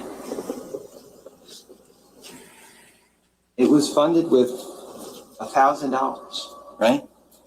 Yes. I'm sure with the intention, you'd imagine, of being funded with additional assets in the future, right? Yeah, there's a provision in there for that. And the idea would be all these assets go to benefit Keith's family, but if Jen divorces him or they separate, she no longer gets any of them, right? Correct. So, I mean, I guess I just get the sense, and I could be wrong, that if somebody came to you and said, I want to create an irrevocable trust, and I want to benefit, some future family that I don't have yet, and I don't really want to put any limitations on the trustee in terms of what they can invest in, who they can favor as far as beneficiaries. And I want to do all that, and I want to fund it with only $1,000. I wonder whether you would have advised them to create this. Yes, I mean, again, there's a paragraph in there that, so the intent of the trustor of Keith was to fund this trust either through a life insurance policy that he did or may or may not have had at the time, I don't know that fact, but through a life insurance policy or other assets. So creating an instrument to have it ready to fund, at a later date is not uncommon. Is there any way to look at this as kind of a de facto prenuptial agreement? No, the only thing that is there, because there isn't. Because the only thing that the spouse would not be entitled to is the assets in the trust. There's nothing outside of the trust that the spouse wouldn't be entitled to that I'm aware of. I hear you, but when this was created, there was only $1,000 in the trust, right? And when it was created in 1999, we didn't know what was going to be put or not put into the trust, right? We have an idea, but we don't know for a fact what, people sometimes create a trust and may not be able to fund it depending on their financial situation, but. So, well, let's just talk about the actual administration of this trust.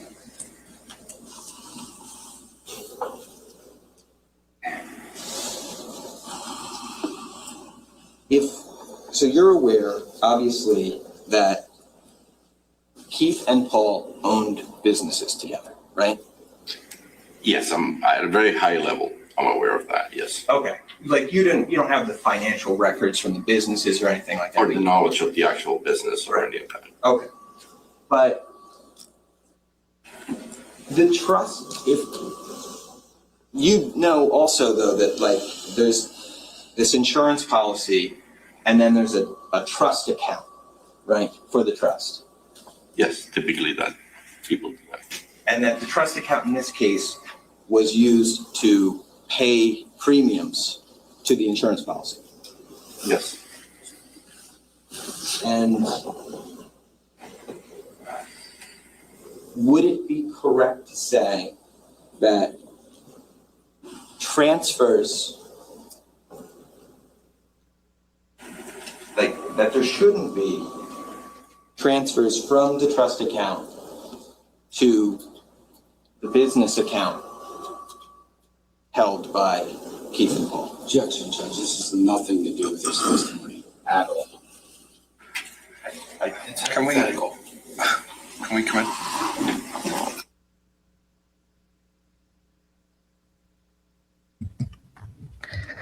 Okay, it seems that Judge Lemieux is actually going to rein this in because, well, a lot of speculation.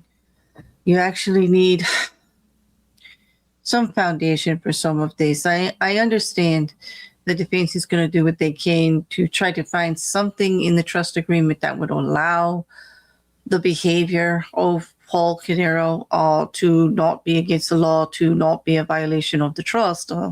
But it's very difficult. Andy Murray's style is putting out stories there of like, what if this, what if that, without foundation. And I can understand the judge wanting to rein this in a little bit. However, it's a fine balance between allowing the defense to put an adequate defense scenario forward for Paul Caneiro. He's allowed to challenge the testimony of the expert. That's a given. Well, there's guidelines. There has to be some give and take here. This particular line of questioning is not really getting anywhere, in my humble opinion. I'm not a lawyer. I'm sure the defense would disagree, and they should be allowed to ask any question and keep at this for as long as they like. Well, it has to be productive. It has to actually be relevant, and it has to be, not so. They are allowed some speculation in what ifs, but it can't be the whole context of everything that they're doing, if that makes any sense. Otherwise, we'd be here till next June. we'll see where this goes. Judge has been trying to be fair about it. He's been allowing them to reformulate the questions. I think for me, I would just like it if they actually got to a question, like a question, you know. Well, this is the frustrating part, everybody. Okay. Paul is dressed very somber today. Serious as usual. His expression doesn't change that much. As advised by his attorneys, I'm sure. I'm wondering what the other witnesses of the day will be, as I'm sure you all. Every day can't be exciting, right? We did learn a lot about a trust today. Well, we learned some language in regards to trust estates that I wasn't familiar with.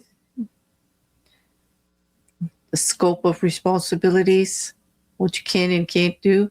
I also learned one thing that I didn't realize is how flexible it is when you are setting it up. As long as you're within the state guidelines, there's a lot of flexibility there that you can incorporate in there. Just in hearing the... Ladies and gentlemen, I'm going to sustain the objection. You guys were smiling. I make you laugh. You can't give me one right back to me? Nothing? All right, that's fair. That's fair. All right, so what we're going to do is we're going to take our 15-minute break. Why don't you go in, take a break, do what you need to do. If you're running 5 minutes behind, we got you. But otherwise, we'll be back out somewhere in the area of 10:25, 10:30. Thank you. Okay, so we're heading into break. Everybody take a good stretch. I'm going to need a good stretch myself. And since we already talked about what Judge Lemieux was working on there in reining the defense in a little bit in the line of questioning, the objection was sustained. Monika Mastellone herself has seemed a little bit tense the last couple of days, especially yesterday. And I can understand the hill that the defense needs to climb has increased. In the beginning, there was a lot with law enforcement, they can pick on this, they can pick on that. But yesterday, with Detective Mahoney's testimony, that was pretty tough. They did do a good job of pushing back against the video in the photographs in the, how the investigation was done. Well, it's pretty hard to ignore black and white photos in your face that show the vehicle leaving and coming back. It is a distinct vehicle. Is it true that we did not have the driver? Yes, it's true. What can I say? For me, it gave opportunity, a window of time where this crime could have been committed. And that's something I was looking for. It was something I was hoping was coming forward to the jury. We had seen it in writing in the probable cause affidavit. But on that, it's a little bit to chew on. So we'll see you after the break. And we are back from break. Okay, we'll continue with the cross-examination. Mr. Marc. Thank you. Okay, Mr. Cardenas, I think we left off talking about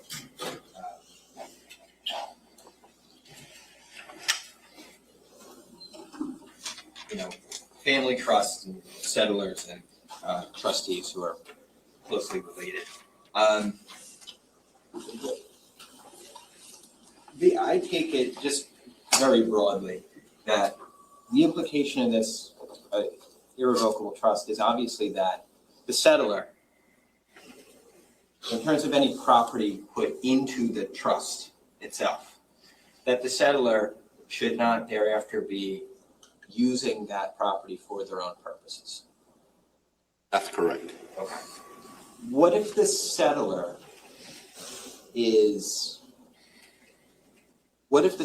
though is the parent of beneficiaries of the trust?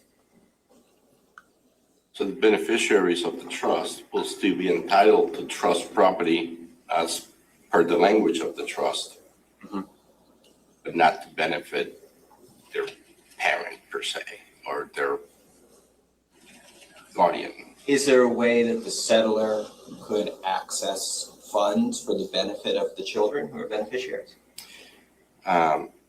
There's a way the beneficiary can access it, school, medical, college.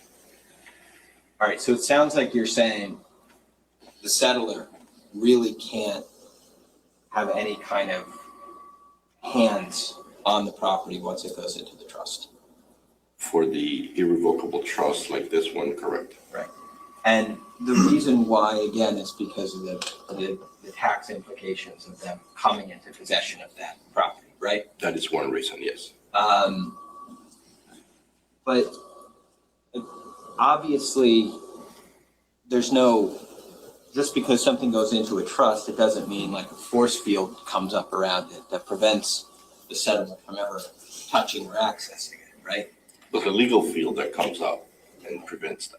Sure, but the legal field is just a fiction of our society. It's not a physical barrier that the settler has to cross to get the money, right? Correct. I mean, one of the things you were talking about with family trusts is that there's internal controls, right?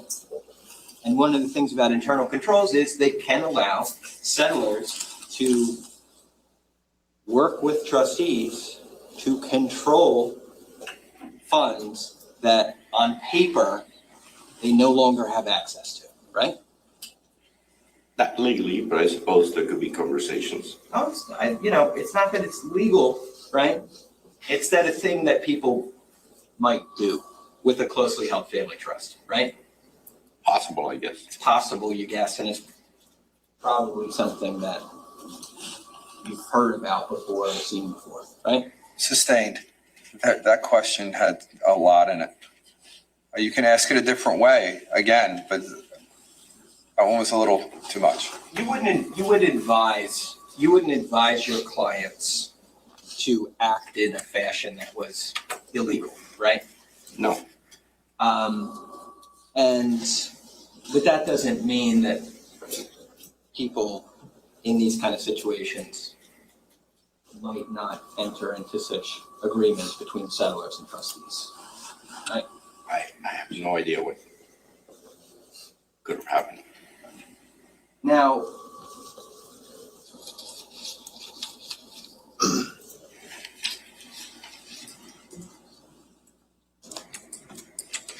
is the trustee of this trust personally responsible for financing the trust account? No. And you understand, of course, that the purpose of the trust account itself was to pay the life insurance premiums on the insurance policy, right? I understand that was one of the purposes, yes. And other than that $1,000 we talked about that was made part of the trust property at the beginning of the creation of the trust, are you aware that there were, in terms of insurance policies, stocks, tangible property, are you aware that there were other things in the trust other than the insurance policy? I am not. Okay. So if the kind of de facto purpose of the trust account, given that the only asset is the insurance policy, is to pay the premiums on that policy, does the trustee have an obligation to go out of pocket to pay the insurance premiums if the trust account was underfunded to do so? No.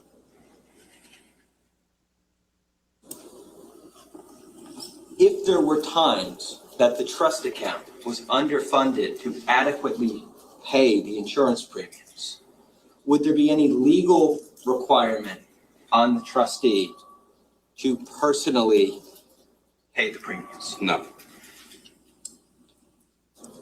Now, a trustee could, if they chose, pay insurance premiums from their own personal bank account, right? It wouldn't be advisable, but they could. It wouldn't be a breach of the trust to do so, right? I would consider that commingling of funds. So unless they're informing the beneficiaries that they're doing this and, being as a loan to the trust, which would be uncommon, yes, I would consider that to be a breach. Even benefiting the trust could be a breach. Well, benefiting the trust can be a breach, but beneficiaries can acquiesce to breaches of the trust, by the trustee, right? If done with transparency and yes, Yeah, I mean, with transparency. it wouldn't be a breach. It would be a breach, but beneficiaries can agree to things that might otherwise be considered a breach of the trust. Well, it wouldn't be a breach if the beneficiaries are consenting to it or are informed about it. Sure, but if there is knowledge, right? And the beneficiary has capacity and consents to conduct constituting the breach, that releases the trustee from liability for the breach, right? Again, it wouldn't be a breach. It would just be an action that the trustee took in the best interest of the beneficiaries. Okay. Just be heard one moment, Judge.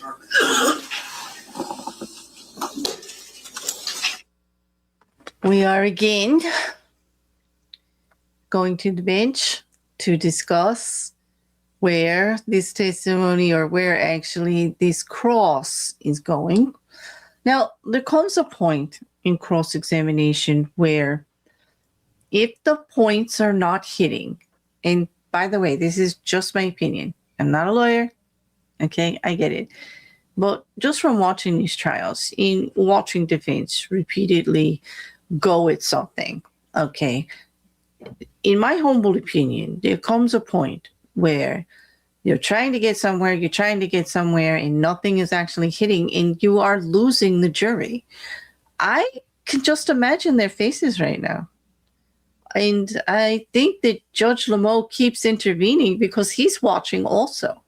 Now, Judge is a fair judge. He wants the best trial, the fairest trial that Paul Caneiro can get. You don't want to lose the jury, okay? And he's not acting as a defense here, and he's not acting for the prosecution. He's acting in the best interest of Paul Caneiro and the victims. He's acting in the best interest of justice by trying to get them to move it along, to get to the point, to where you're going with this, and can you actually get there?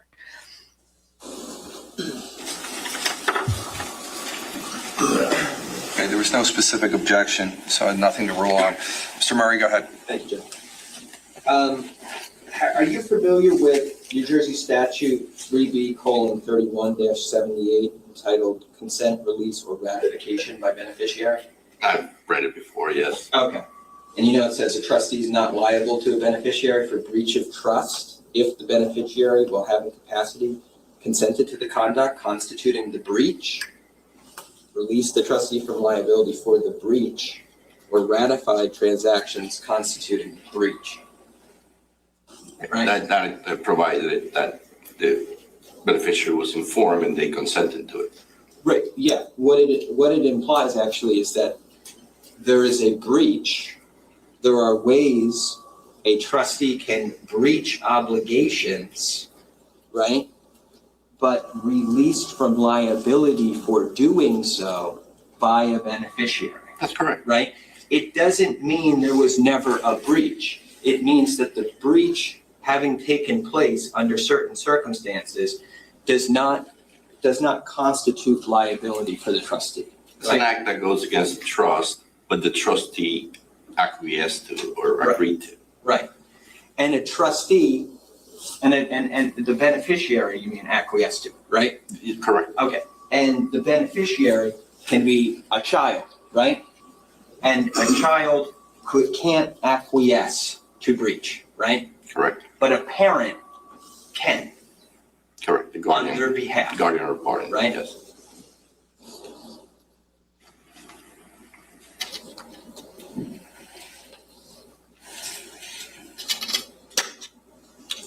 You mentioned previously that when you're creating a trust document, you would want the settlor to be present and any trustees to be present, right? Yes, at least the primary trustee. And you're going to want the trust document to be signed by the settlor and the primary trustee. Yes, And you're going to want their signatures on that trust to be witnessed by someone. 2 witnesses and a notary. And a notary, the purpose of the notary is that the notary has a seal that they can place on the document, right?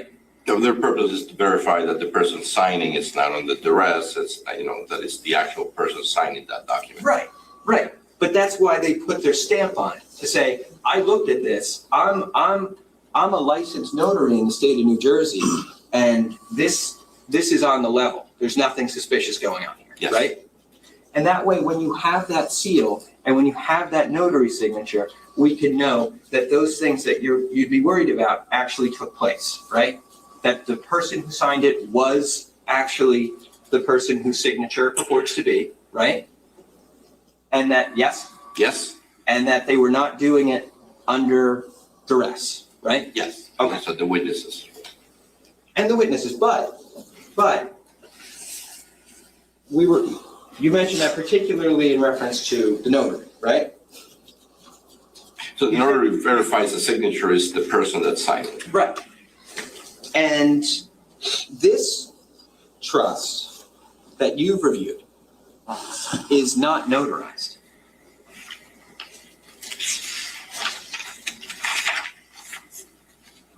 There's no notary there now.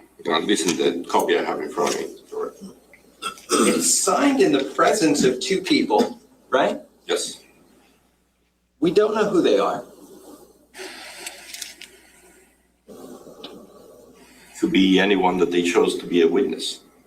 But below them, when you sign something, right? You're going to put your name and then put attorney of law in the state of New Jersey, right? Yes, And we know you're an attorney. And if a notary signs something, they're going to put notary of the state of New Jersey and when their commission expires, right? yes, that's correct.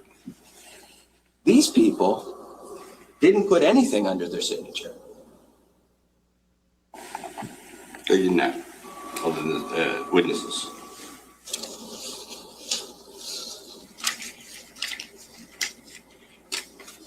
And this trust document does not explain who these people are. They don't have to be related to the person, they just could be anyone. Typically, attorneys use their admins or someone in their office for that. Yeah, right, but do you know, you're saying typically again, or usually, but like, do you know if these people were employees of this law firm? Or do you know if there's some other people? I don't know there.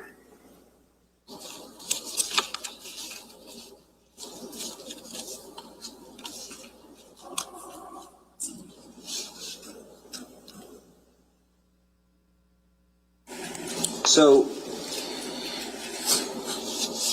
just showing you S26. I'm gonna approach John. Okay.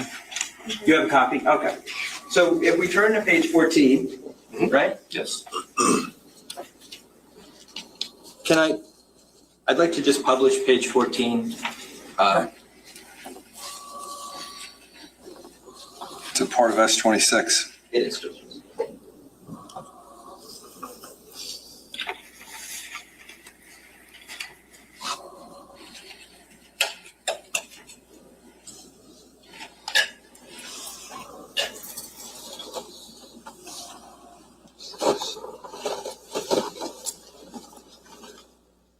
Okay. Now, let me just get the page number on there as well. Okay, so we're looking at page 14 of S26. Yes. We see at the bottom of the document, we see 4 signatures, right? Correct. The 2 people who we don't know who they are, one person whose signature purports to be Keith Caneiro, right? Correct. And one signature who purports to be Paul Caneiro, right? Correct. Now, obviously, we don't see that notary stamp on this document, right? Correct. And we don't see a signature from anybody describing themselves as a notary on this document, right? Correct. And so that purpose of a notary being present to make sure the people signing are who they say they are, we don't know if a person like that was even at this event, do we? Not, The answer has to be yes there's or no notary, right? There's no notary. Right. So we don't know if a person who was capable of doing those things was at this event, right? Correct. And obviously, you and everybody else in this room, we weren't there either, right? That's correct. So once again, we don't know what happened with the creation of this document, right? We don't. All right, thank you.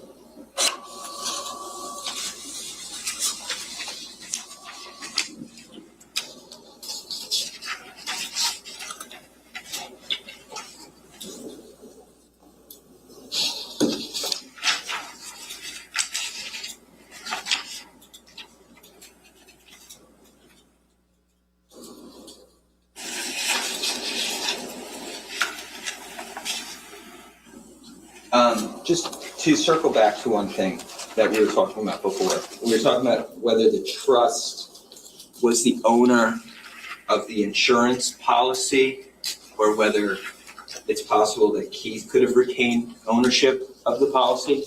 Yes. If the policy documents such as the annual reports from the insurance policy were being sent care of Paul Caneiro, trustee, Keith Caneiro, irrevocable trust, dated July 27th, 1999. That would be an indication that the insurance policy was held by the trust, right? Yes.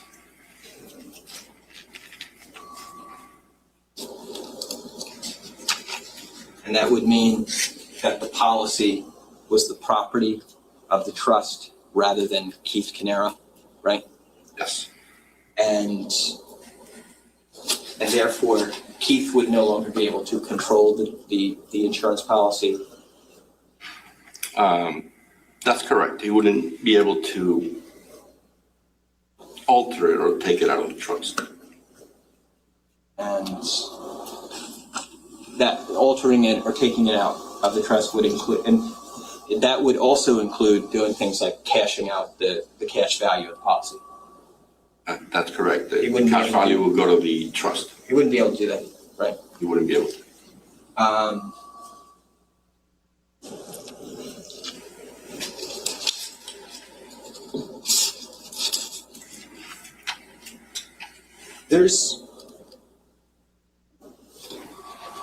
There are ways to assign administrative duties regarding trust activities without changing a trustee, right?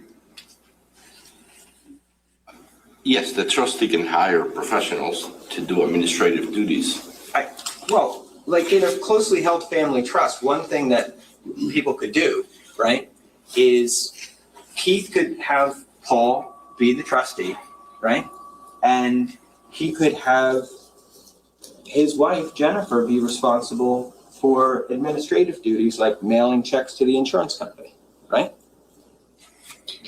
I suppose that's true. Like there'd be nothing to prohibit that from happening, right? Nothing's stopping it now. And so the insurance company, they're not going to care, right, who they're getting the check from. They just want to make sure they're getting the quarterly premiums on the policy, right? Right. And you don't have to be the trustee to pay the premiums on a policy. Like you said, those responsibilities, those admin responsibilities can be farmed out to others, right?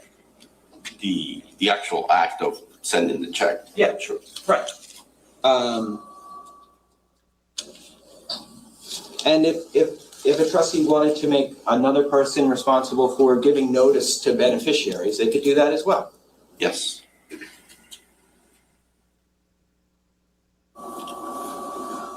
Now, there is a thing in New Jersey, and probably elsewhere, I'm sure, that is sort of colloquially referred to as a Slayer statute, right? Yes. And how does that statute operate? Judge. It's so beyond the scope of direct, it's so beyond the scope of anything discussed. It's very important to describe. Come on up.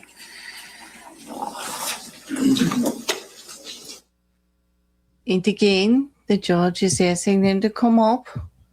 I think this testimony will be wrapping up. I do understand that they are trying to find a way to say it, at least this is the way it reads to me, and this is only my opinion. And please, if one of our legal lawyers out there, our YouTube lawyers, has a different one, please let me know. But I do believe the defense is trying to say, well, if the trustee violated anything in the arrangement, he may have done it with prior approval. Prior approval, as stated in the contract, which has been gone over and over again, but laid out in the trustee agreement. Is it with the permission of a beneficiary? Defense is latching on that the children are beneficiaries, and there go a parent of a child, since they're responsible, the child may have given Paul Caneiro permission, ergo his relationship with his brother. And since his brother wasn't doing anything about it, and in April knew that he was like moving stuff around, but had made a mistake and didn't really do anything about it, but he had ipso in facto some kind of permission to defraud him and take his money and put it in his own bank account. Like, I think that is a reach and a half. But hey, I'd love to hear from y'all in the comments, because I understand we want a fair trial and they have to take every avenue. There's also the risk of losing a jury when some of this stuff is a little bit ridiculous. Okay. There is no way Jennifer, as the beneficiary, would have given Paul Caneiro permission to take money out of that account. Not without talking to Keith about it. And if she had talked to Keith about it, Keith wouldn't be asking all of these questions, would he? He wouldn't be putting pressure on Paul as, where's the money? Where's the money? Okay. So they hook on the children who cannot give consent at their age for anything, and you have to go to a guardian, and they don't want to go to the guardian as the beneficiary. Jennifer, which would be the first person who actually benefits, who would then give permission to Paul. Nope. They're trying to lean it on the jury that it might have been actually Keith's own actions that allowed Paul to do this with no consequence. This is the most bizarre case of blame the victim. Wow. Wow. That's kind of like saying, it's my money, I put it on the table, and there it is. And you saying, well, you put it on the table where I could reach it, so I can take it, regardless of the fact that it's yours. Please, let me know what you think. Because, I mean, this is how I'm looking at it. It could be different. Do you have a different angle? Do you actually see a different point they're trying to make? Because I'd really like to know. I wouldn't be surprised if we go to break, or at least we call the witness out. Like, let's just move on. It's time. So we know from the trust document itself that Paul and Corey were equivalent beneficiaries, right? No alternate beneficiaries, yes. And Did you say alternate? Yes. What's the difference? So the primary beneficiaries are the ones that are by default inherit through the. I see what you're saying. So only in the alternative, that's what you mean. Okay, I just want to make sure you were saying something about Corey and Paul being alternatives. No. Okay, well, that was my confusion, my fault. Sorry. You guys are probably smarter than me. That's fine. but in that alternative scenario, Paul and Corey were equivalent beneficiaries. Yes, they were 50-50. They were 50-50. Meaning, in that alternative scenario, half would go to Paul and half would go to Corey, right? If none of the beneficiaries were alive, or in this case, I guess divorced. Now, there's a section of the New Jersey statutes, 3B:7-1.1. And it's titled Effective Intentional Killing on Intestate Succession. You're familiar with that? Yes. And what is the purpose of that statute? Purpose is to prevent someone from benefiting who have committed a killing to benefit themselves from that, to inherit. So essentially, an individual who's responsible for an intentional killing under this statute would be disclaimed from any testamentary gifts or any trust proceeds or anything like that, right? That's true. Okay.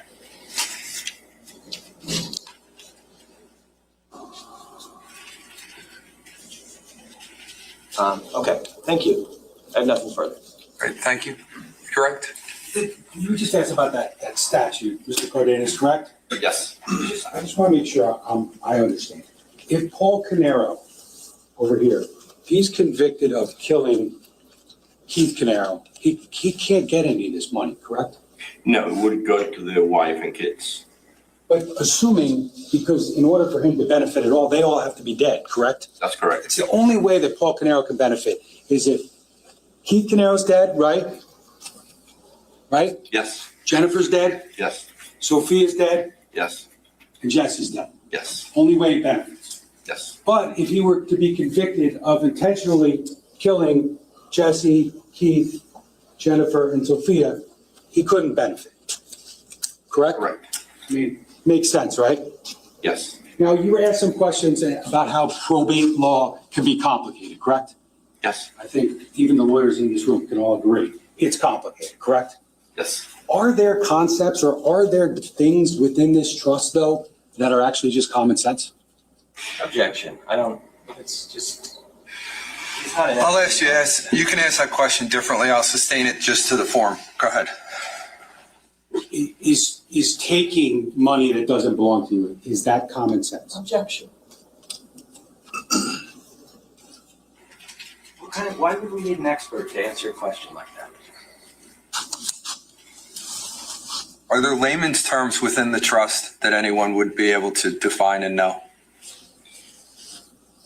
Yes. I mean, I think there are good faith and acting in the best interest are terms that most people would say what is good faith, and it's doing things that are consistent with the intent of the person who asked you to do it. Okay. I guess the question that I'm asking, and again, I'm only trying to make sure that the record is clear of what we're trying to get to here.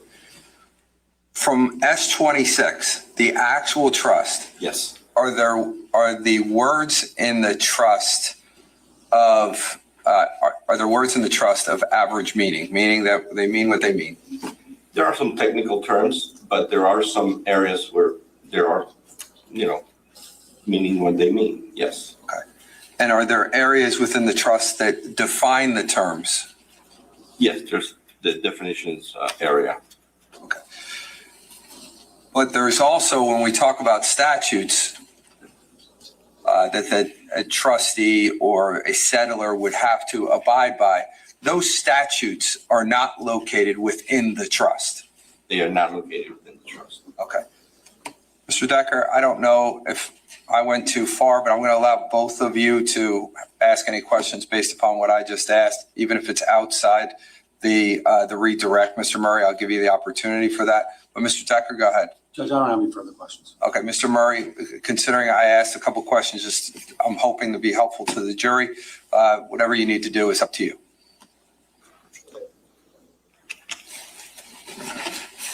All right, thank you, Judge.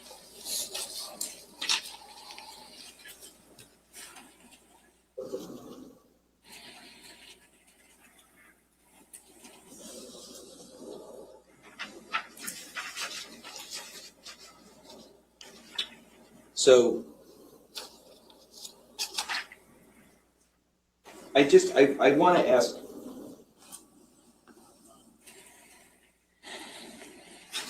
ask also that, obviously, this,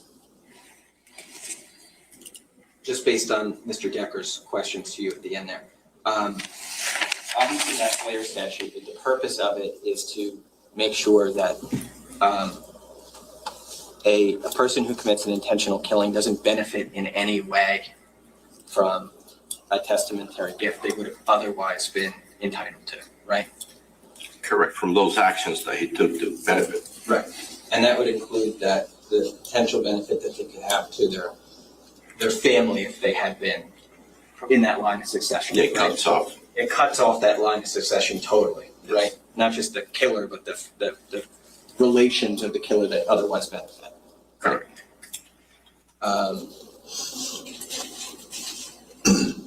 And you said that there was a definition section of this I think there's there's a couple of areas where they have definitions as to what it means. Okay. But you're not saying there's a definition section? No, there is no definition section, but they, There's no section where technical terms in the trust are further defined for lay people, right? there isn't a definition section, correct? Okay. But there are areas where they define different terms. Do you believe that things like good faith and whether or not good faith was present in a transaction, right? Those are things that are argued over by attorneys in courts, right? Right? Yes, I mean, they are, and so in a legal context. Sure, but like attorneys on opposing sides can both have reasonable, meritorious arguments about whether good faith was present or not present in a particular situation, right? Yes, in a legal context. And that happens every day, right? Of course. Because sometimes things are not bright line rules, but as with many, many things in life, that are often existing in areas of gray, right? For the most part. Okay. Thank you. Mr. Murray, you're all done. Oh, I'm sorry, yes, Jeff. Nothing else, Mr. Decker? Sir, you can step down. Thank you. Thank you. Appreciate your time. You can just leave everything up there. Mr. Decker will clean it up. That's what I did.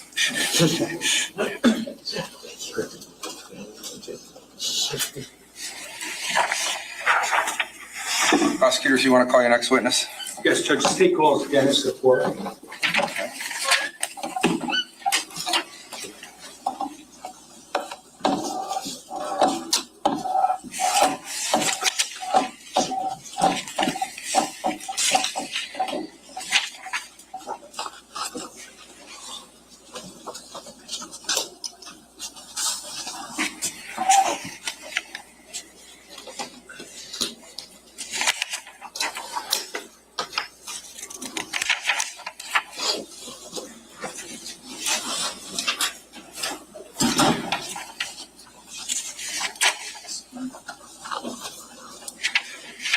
Good morning, sir. If you don't mind just watching your step as you step up there, you can put your left hand on the Bible, raise your right hand. Do you solemnly swear or affirm to tell the truth, the whole truth, and nothing but the truth, so help you God?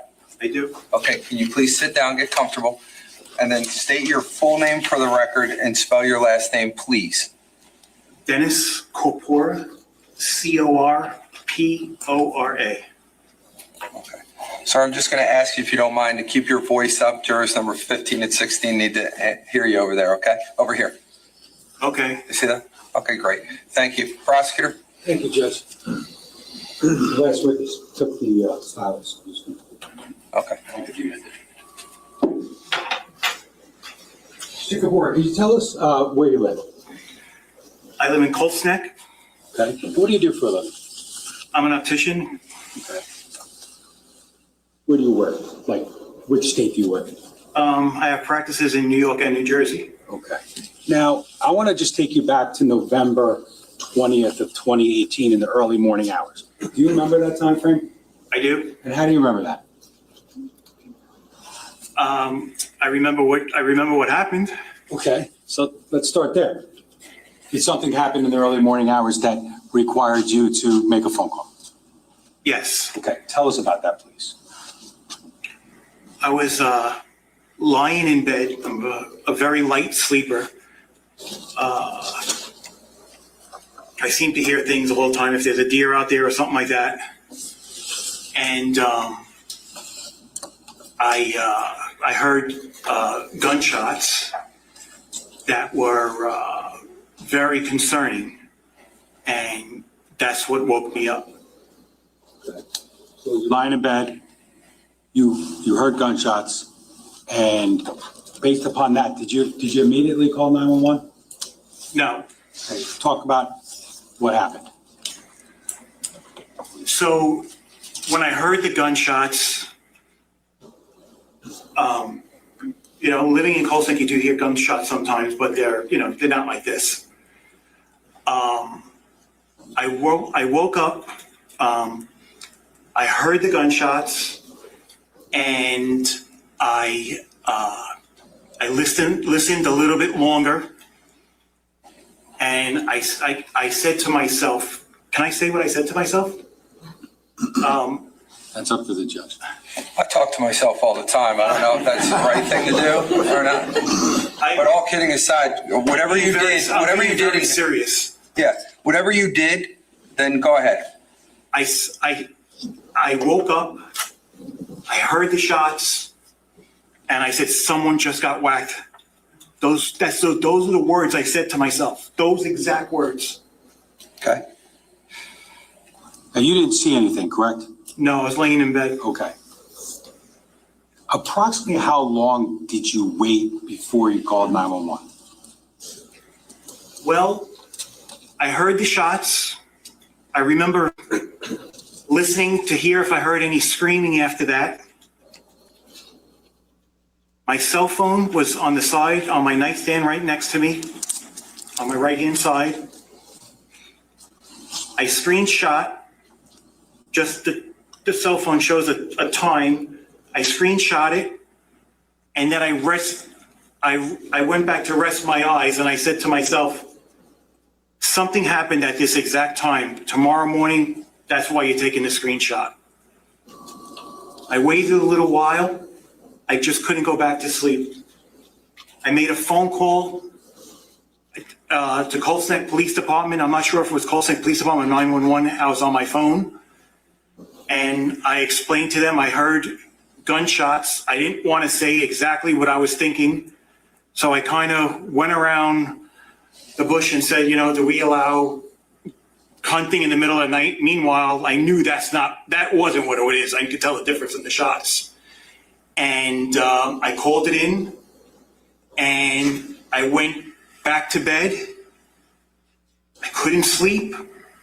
I called them back again because it was bothering me that something happened at this exact time. And they said we didn't find anything. So, fair to say, you just described making two separate phone calls? Yeah, there were two. I just knew something happened. I just had that feeling something happened. So I called back again because I was interested in what happened. Okay. Now, do you recall approximately what time you heard the shots and or what time you called 911? I tried to look through my phone for the last few. I can't find my screenshot, but it was 3:20 something as I remember it. I heard the gunshots. I sat for a while, laid down for a while. I waited.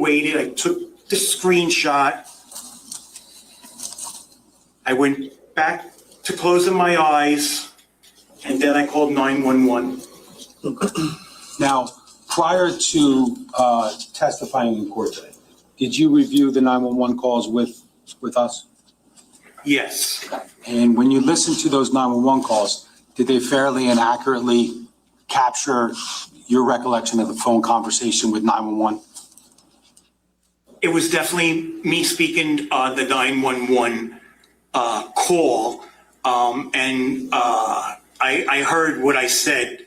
That was me speaking on the phone. Okay, so that was you on both phone calls? That was me on both phone calls, yes. Now, I just want to approach with S-256. Just going to show you what's been marked as S-256 for identification. Do you recognize that?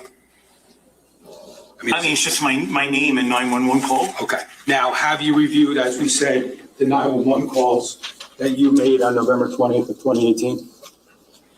Have you reviewed them prior to that? Oh, yes. I know I asked you that already. I'm sorry. I was in a room where they were playing to me, yes. I don't have a copy of them. Okay. Now, Judge, I would just ask for permission to publish, play the 911 call, the first one first. Just give me the number one more time. I'm sorry, S256. That's A 56. would be A and then B. Any objection? Okay, go ahead.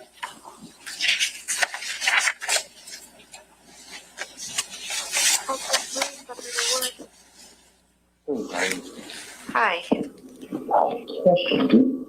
Start. Colton Police, Operator Ward. Hey, how are you today? Hi. Question, do we have hunting in the middle of the night in Tuscany? No, you're not allowed to hunt anywhere in the middle of the night. What are you hearing gunshots? I heard gunshots, yeah. Okay, where are you? Let me send somebody to the area. Fouling and River's Edge. Okay, you don't see anything, you just hear it? I was in bed and clearly I heard pump, and then one boom. Like, it's just scared me, gunshot. Okay, absolutely. We'll send somebody right over to the area. I mean, and you said you can't see a car or anything that would be involved or anything like that, right? It's pretty dark. Yeah, I didn't know. Okay. What street are you on, just so we can get a reference point? River's Edge. You're on River's Edge. It's like I'm facing River's Edge and Fines. So probably right away. It just didn't seem right. And how many of them did you hear? It was 5. Five. And then 2 secondly and 1 more. Okay, let me send somebody where you're at there. Can I just get your name for my record? Dennis Corpora. And what's your telephone number, Dennis? Just for my record, we're not going to call you.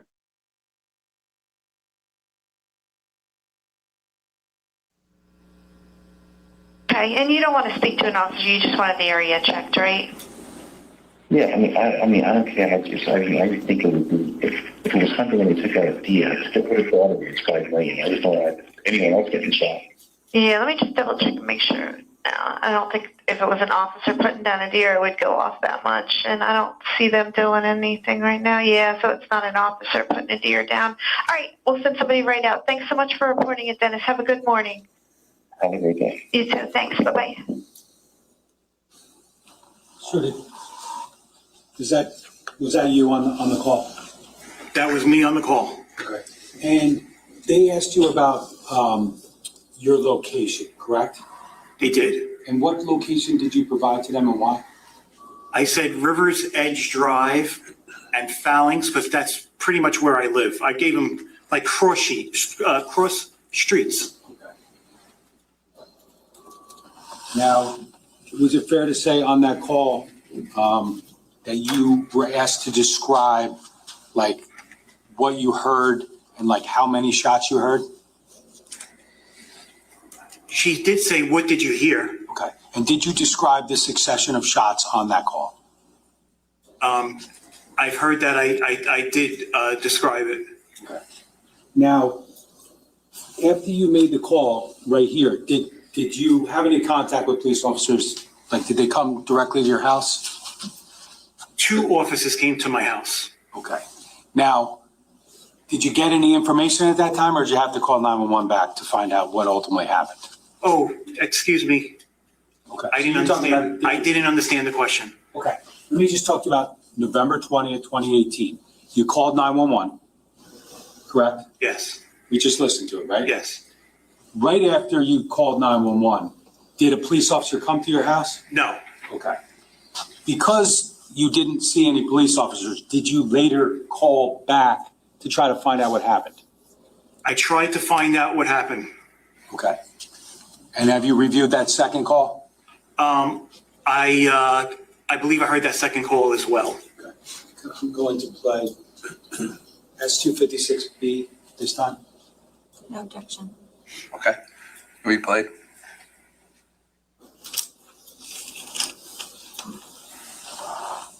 Call 6 Police Operator 185.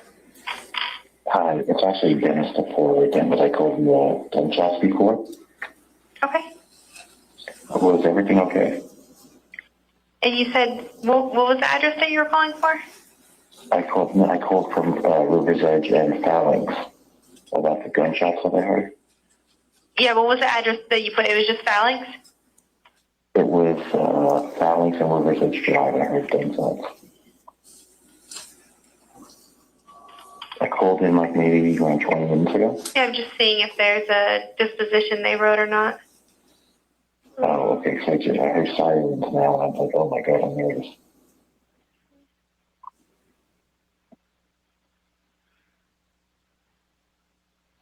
It was unfounded. They didn't find anything. Okay. Thank you so much for your time. No problem. Have a good night.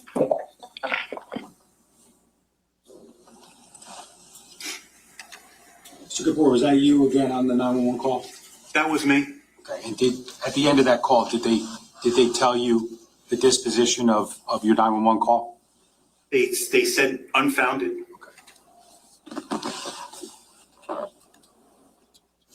No further questions. Any cross? Yes, thank you.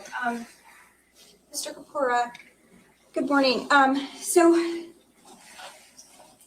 the best of your recollection, the call that you placed that night was, you said 3:20 something, right? Correct. Which means you don't remember the exact time of the call. 3:20 something. Right, so you don't remember the exact time, whether it was 3:29, 3:28, 3:27, you don't remember the exact time. Not the exact time to the second, no. Okay, or the minute, right? Because you didn't give us the minute, correct? Yeah, I mean, I could roughly think about what it was, but 3:20 something. Okay, and but you did speak with a 911 operator, correct? I did. Okay, and that person was taking down the information that you were giving them, correct? I would imagine so, yes. Okay, and now you met with the prosecutors in this case, correct? I have. Okay, and how many times? Just once. Once. And Once that I could remember. and was there another occasion where officers or detectives came to your house to speak with you as well? There was a night where two detectives, I don't remember their name, came to the house. Okay, and they wanted to talk to you about this case, right? Correct, And yes. specifically, they wanted to talk to you about the time of the call. That was part of the conversation. What they wanted, what did I hear, and did you hear anything else? And that's pretty much what I remember of it. You told them, meaning either the prosecutors or the detectives, about that screenshot that you had taken, correct? Or that you thought you took? No, I know I took the screenshot. Okay, you told them about the screenshot, correct? I did. And that was in the context of the time of the call, correct? It was after the call, because when I heard the gunshots, I remember waiting to hear if I hear anything else, like screaming, or there was going to be more gunshots. You know, again, I was sleeping, so it takes a little bit of time to process this out of a sleep. And then I took the screenshot, went back to bed. When you say went back to bed, when rest my eyes, and I'm staring up at the ceiling, and I knew something happened. I said, I have to call 911. So then I called 911. Okay, here's the question again, sir. When you spoke with the prosecutors, you discussed the screenshot that you had taken, and the point of you identifying the fact that you took a screenshot was to try to pinpoint the relevant time frame that you had made the call. Is that fair to say? Yes. Okay, and did they show you the CAD report in this case that indicates the record by dispatch when they received the call? Did they show that to you? I mean, am I thinking back to 2018? Is that when they would have been showing it to me? Anytime, when you met with them more recently, anytime, because you met with them recently, correct? Yeah, I don't think, I think they showed me a paper. Would that be a CAD report? Did they ever inform you that the call was received at 3:33 or 3:33? I think they mentioned it came in at 3:33. Okay. And you told them that you think maybe that's not right. It could be 3:20 something. I remember when I woke up in the morning, it said 3:20 something. Okay. And then do you recall telling a detective that you spoke with, we heard from him yesterday, that you waited 1 minute before calling? I would imagine when I spoke to him, that's 7 years ago, that if I said I waited a minute, waiting a minute, like I'll be there in a minute. Like I don't know, I didn't have a time stamp of how long I waited. I'll be there in a minute. I waited a minute, so I waited, and it just didn't feel right. So I made that phone call to 911. But when you spoke to the detective in this case, you already knew that something did happen, right? When you said you waited a minute, this was part of the investigation of the aftermath, right? That wasn't the night of the call, correct? It was a few days later. Okay, so you live in Colts Neck, you learned what happened, right? I can't, I don't remember when I learned of what happened. I would imagine by the second day, I would imagine I knew everything about it. Okay. So when you say that that when you heard the gunshots, it was very concerning and that someone had just got whacked, right? Correct. Is it fair to say that when you're giving information to the detective, you're going to try to be as accurate as possible? I'm going to try to be as accurate as possible, but it's also, after I heard it, what I said to myself, those words, whacked, was embarrassing that I would use such a word. And I don't think I would have ever said that word ever again. Okay. So my point is this. Your memory of what happened is obviously much better back then than it is today, correct? Correct. Because back then it was only a day or two later, maybe 3 days. Okay. Whereas today it's been over 7 years, correct? Correct, but I still remember it pretty well. Okay, so if you told the detective, I waited a minute, right, and you were giving him that information to help his investigation, that's probably a little bit more accurate than what you remember today, right?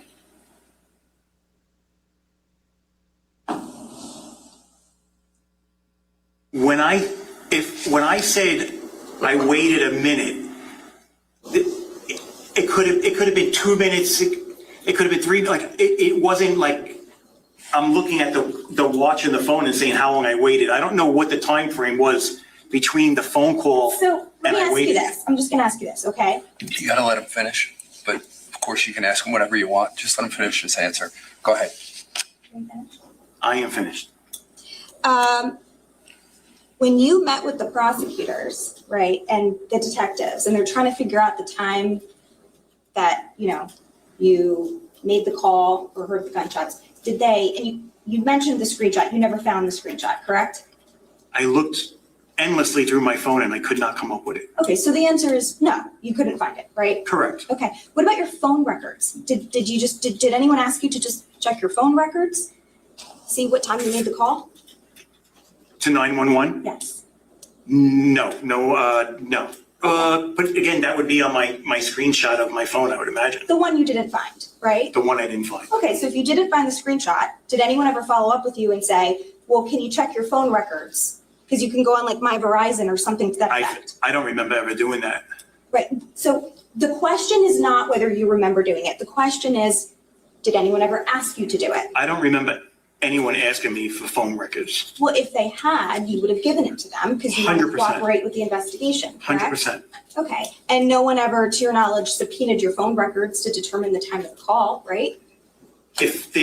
No one ever told me they did that. If they did it behind my back, I would not know. Okay, well, no one ever showed you your phone records and said, hey, look, we have your phone records, this is the time of the call. No one did that, right? No. Okay.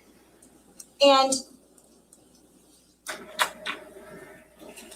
when you originally called 911, you didn't tell them at that time, I heard the shots 5 minutes ago, 10 minutes ago, 2 minutes ago. You didn't give a time frame when you spoke to 911, correct? I did not. I think I just said I heard shots. Right. Would you agree that it was implied that you had just heard them? Implied to who? To the 911 dispatcher who's getting the information. I would imagine they would imply that I heard gunshots and, it was, pretty imminent that I heard them. Right, okay. And you also said that you heard bump, bump, bump, bump, and then boom. Do you recall saying that on the call just now? I recall that. Okay, why is it bump, bump, bump, bump? Was there something different about the boom? Did it sound different? No, the shots came out. Do you want me to say how I recall them coming out? Well, Do you want me to play you in my mind how those gunshots came out? What I'm asking you, sir, is was there anything different between the bump, bump, bump, bump and the boom as far as did it sound like a different sound? Yes or no? No, the sound was the same, Okay. And but there was a pause. there was a pause between the bump, bump, bump, bump, bump, and then a pause, and then the boom. There was a good pause, and then there was a next shot coming out. Okay. And when you spoke to the 911 dispatcher and they asked for your location, you said a cross section that's near where you live, correct? My street corner and the main street that passed there. And you said it's River's Edge and Phalanx. okay. But you didn't say to the 911 operator, like, I heard the shots, they sound a couple miles away, did you? No. Did they sound far away? I heard them clearly. Okay, so does that mean they sounded close? Close enough that I heard them distinctively well. Okay.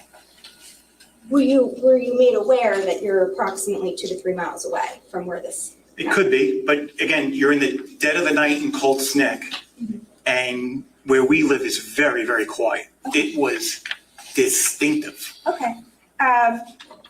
So when you spoke to the 911 operator, you just said, I heard these shots, and you assumed they were in the nearby vicinity of where you live. Yes.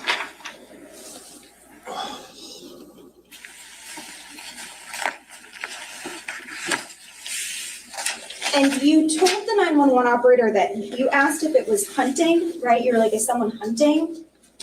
Right? That was your question? Yeah, Yes or no? yes. Okay. And so here's my next question. Did it sound like a rifle or a shotgun? Absolutely not. It was a pistol. Okay. Why did you not tell the 911 operator that when you spoke with her?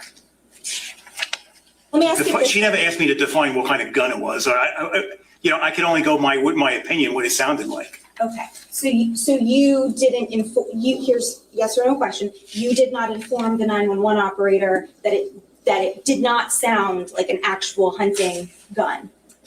They never asked me that question. No, and you never gave that information. They didn't ask. I didn't answer.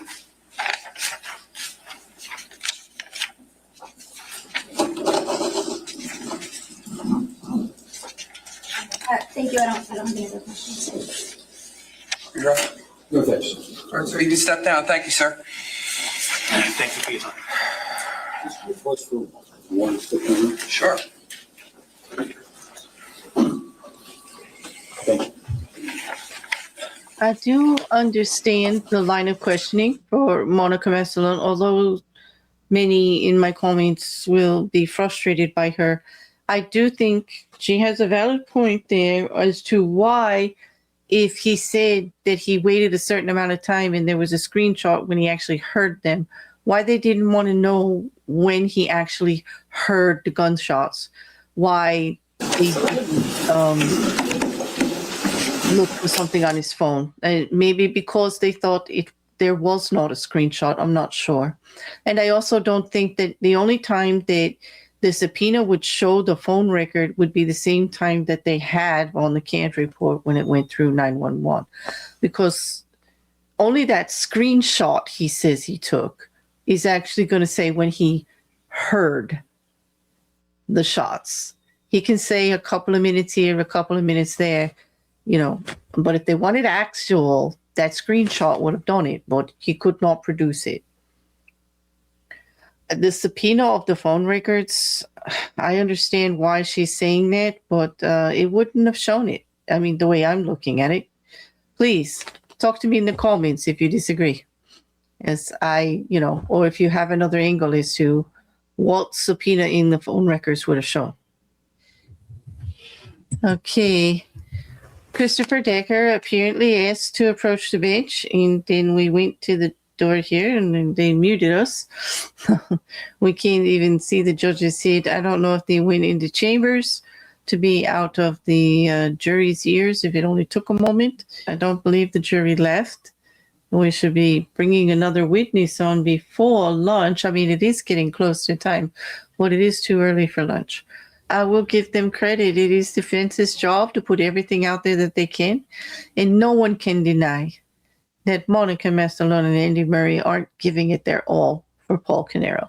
And when you're on trial for murder, in a case like this, you want people like these attorneys who are going to be quite diligent in your defense and go at every angle they possibly can. Could it be better? Of course. Could the investigation have been more precise? Absolutely. That's the case almost all the time.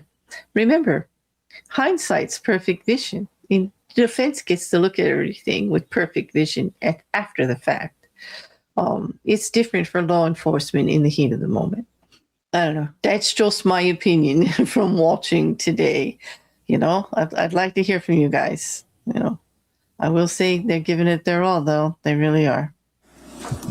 I hear murmuring. I hope that the audio is back on. So I hope that we are coming back.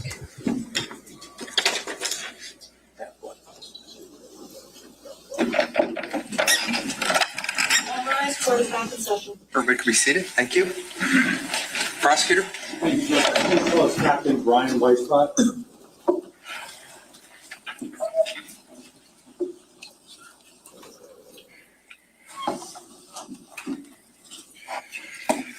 Good morning, sir. Can you put your left hand on the Bible, raise your right hand for me?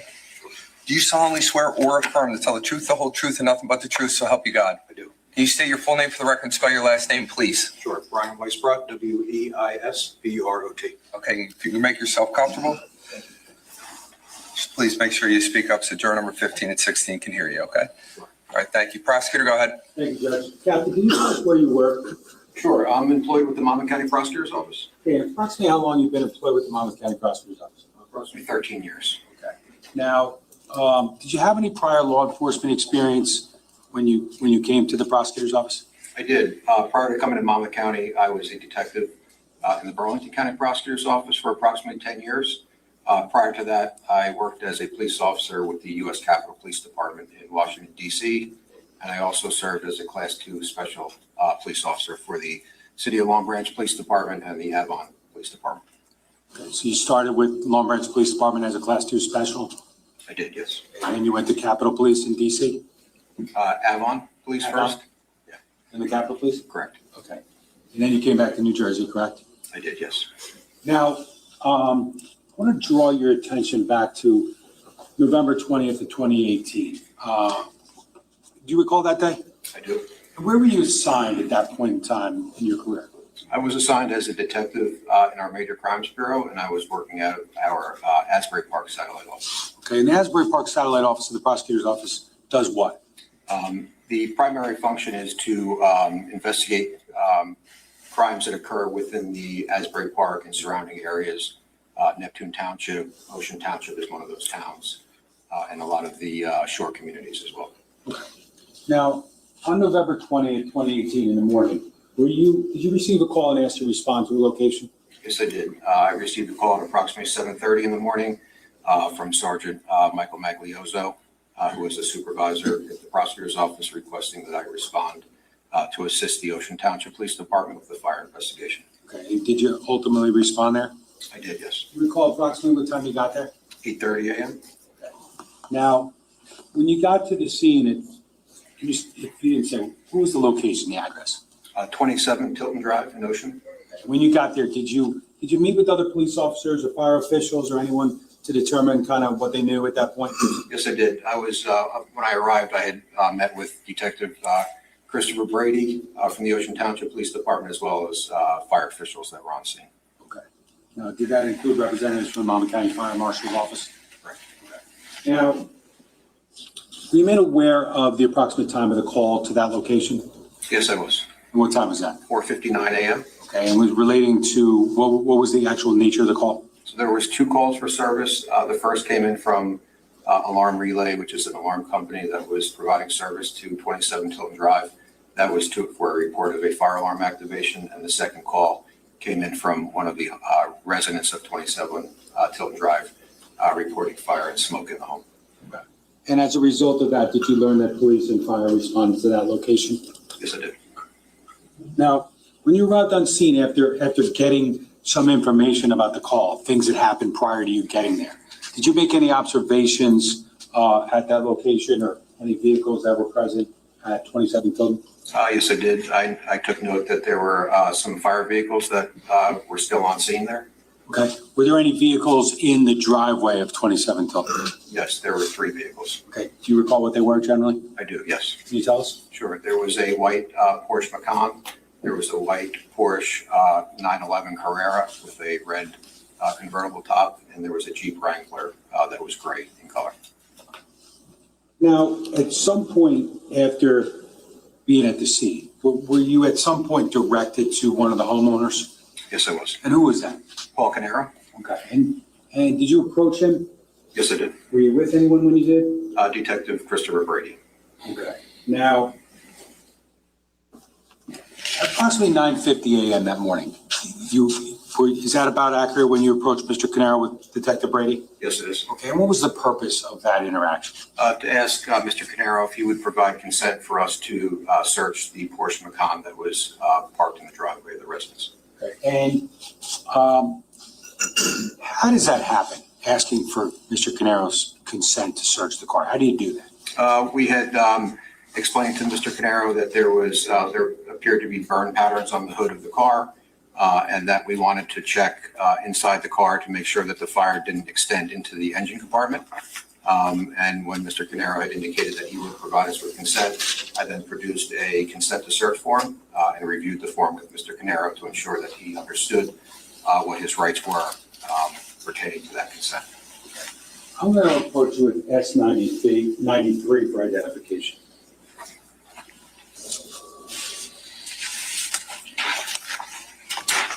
You recognize that?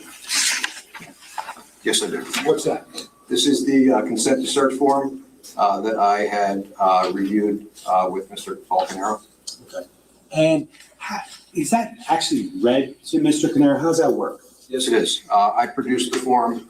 I wrote on the form Paul Caneiro's name, and I also wrote on the form that we were requesting permission to search a motor vehicle, and I wrote Porsche Macan bearing New Jersey registration DCH 3105, white in color. Okay. Now, underneath the description of that vehicle you just described, it says, I've been advised of and understand the following, correct? Correct. Can you read what you read to him? Sure. I have been advised of and understand the following, and I read, I have the right to refuse to allow police to conduct a search. After I read that right, I asked Mr. Caneiro to place his initials next to that line. Once he did that, I read line number 2, I have the right to revoke my consent to search at any time and may stop the search at any time. After I read that line to Mr. Caneiro, I had him place his initials on the line, which he did. I then proceeded to read line 3. I have the right to be present while the search is conducted. And there's an option to circle either I waive or do not waive this right. And I explained to Mr. Caneiro what waive versus do not waive means.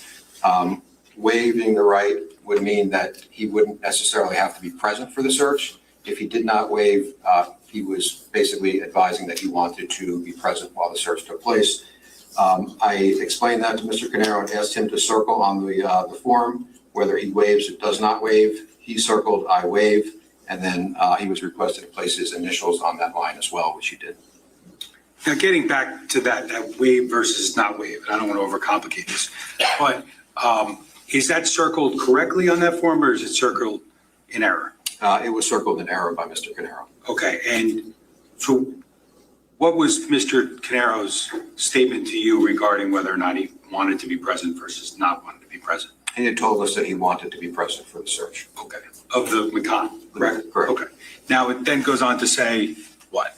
I authorized the police officers and retain any items of evidential value which they consider pertinent to their investigation. I understand that I will be given a receipt of anything which is taken as evidence by the police.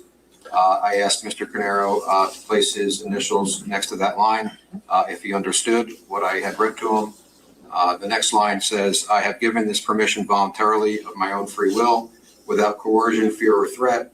And I had asked Mr. Caneiro to place his initials next to that line after he voluntarily provided the consent.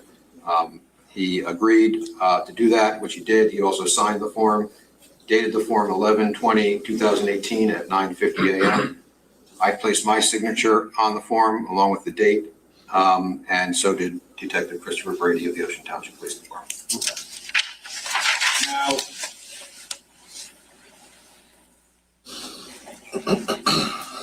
Now, can you tell us who actually conducted the search on November 20th, 2018 of the Porsche Macan?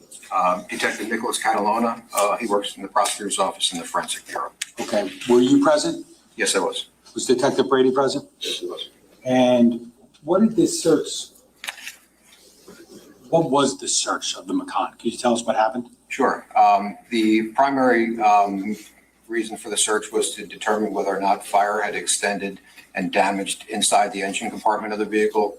As I previously explained, there were burn patterns on the outside of the car. So if you're looking at the car on the hood area, there appeared to be like brown color staining, which was indicative that there could have been something poured on the vehicle. We wanted to make sure nothing burned into the engine compartment. The vehicle, the engine compartment was examined and also photographed by Detective Catalona. Was anything taken from the vehicle that day, November 20th, 2018? No. Was anything later taken from that vehicle? Yes. Now, at some point in time, were you made aware that Ocean Township police officers prior to your arrival had identified a DVR at Mr. Caneiro's residence? Yes, I was. Now,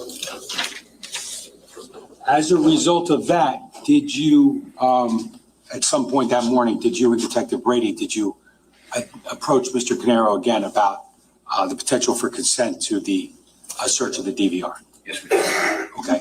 And where did that conversation occur? In front of his home. I want to show you what's been marked as S94 for identification.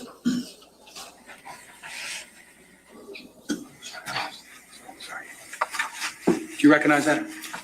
Yes, I do. Okay. And what is it? This is a Monmouth County Uniform Consent to Search form that I completed and reviewed with Mr. Caneiro. Is that? I'm sorry. Regarding the request to search his QC 8-channel DVR system in his home. Okay. Is that a standard form? Yes, it is. Okay. Have you used that form prior to November 20th, 2018? Yes, many times. You used it afterwards? I have, yes. Okay. Now, was that form explained to Mr. Caneiro in a manner that was similar to the way that the consent to search for the vehicle was explained to him? Yes, it was. Okay. And did you, even though you had already read him that form that day, did you read it to him again one by one? I did. I followed the same process that I just explained regarding the consent to search of his vehicle. And are there places on that form where he actually placed his initials? Yes. And what does that represent? That he provided his consent for us to search the DVR system. As you go through it and he puts initial on it, does it indicate that he understands as well? Yes, it does. Now, ultimately, was that form, what's the S number on there? I'm sorry, Captain. S94. 94. S94. Was that ultimately signed by yourself Yes, it was. and by Detective Brady It was, yes. and by Mr. Caneiro? Correct. Okay. And later, did you, or after that occurred, did you ultimately get possession of the DVR? Yes, I did. Okay, and where did you take it? Detective Nicholas Catalona from our Forensic Bureau had provided me with the DVR. And did you take it anywhere ultimately? I I did. I transported it to the Ocean Township Police Department. Okay. Now, upon arrival, or during the course of your time at the scene on November 20th, 2018, did you make like 360 observations of the home I did, yes. on the exterior? Yes. Okay. And did you at any point in time look for, or did anyone identify or point out any cameras on the exterior of the home? Yes, both. I was told that there was cameras on the home, and I also observed them myself. Okay. We'll get there in a bit, but just as far as if you could just give us a summary of what cameras you ultimately identified during the course of your investigation at 27 Tilton. Sure. What cameras did I identify that morning? No, which cameras total? Total, okay. So there were 8 cameras at 27 Tilton Drive. There were 5 cameras that were supported by the QC DVR that we just discussed, that Mr. Caneiro provided consent to search for. 4 of the cameras were affixed to the outside of his home in the garage area. 1 camera was located in the garage of Mr. Caneiro's home.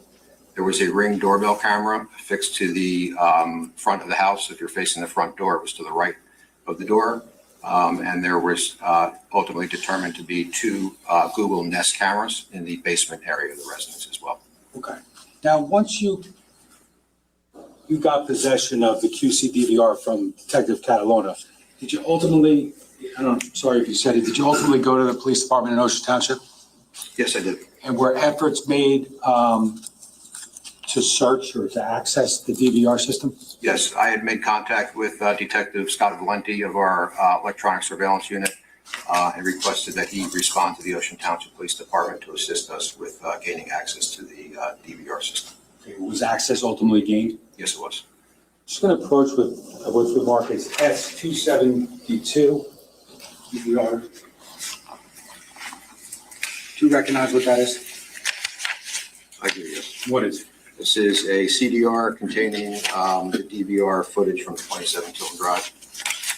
Have you reviewed, did you review some of the footage on there that day at the Ocean Township Police Department? Yes, I did. And have you reviewed the contents of those recordings thereafter? Yes, many times.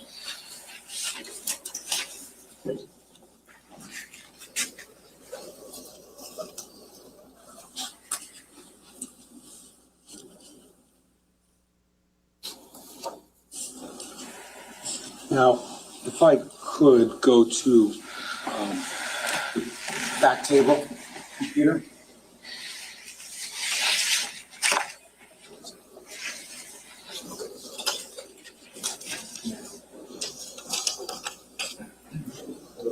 One notch, just.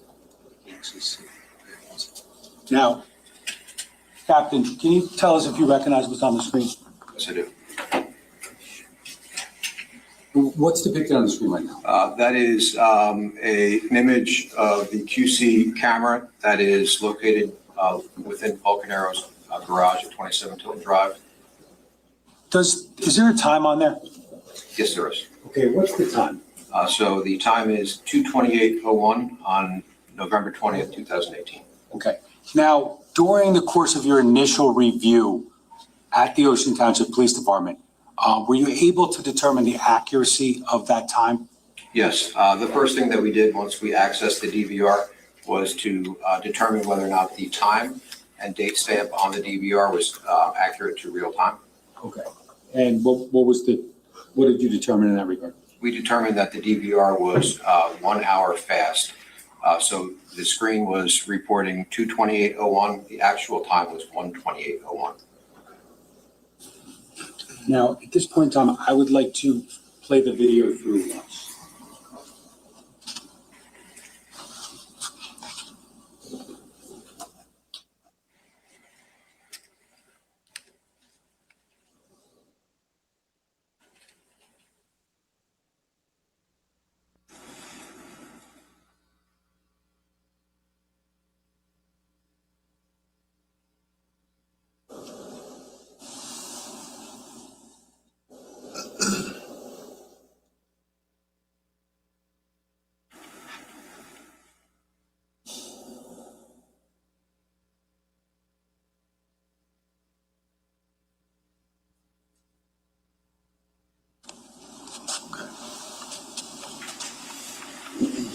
Now, I just want to play it again. I'm going to ask if we could pause it at a particular time. So if we play that again, we're going to pause at 2:28:20 approximately.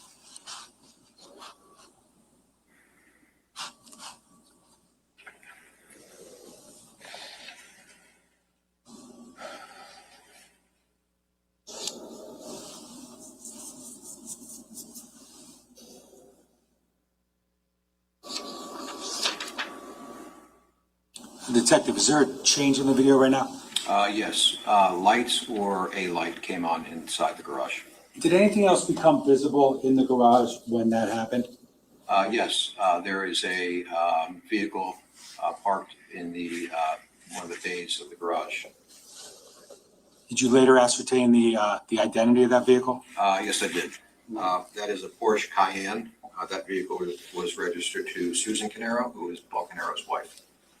Now, when you got to the scene at 27 Tilton that morning, was the vehicle in the garage? No, it wasn't. Where was it? Mr. Caneiro had advised that when he and his family left the home due to the discovery of the fire, he pulled the Porsche Cayenne out of the garage and relocated it to the street so that he and his family could remain there until the police and fire personnel arrived. Okay. Did you ultimately make observations of the vehicle on Tilton Drive that morning? Yes, I did. Paul, his wife Susan, and their two daughters were inside the vehicle while the police and the fires were on scene. Okay, I'm going to continue playing and pause at approximately 2:28:30.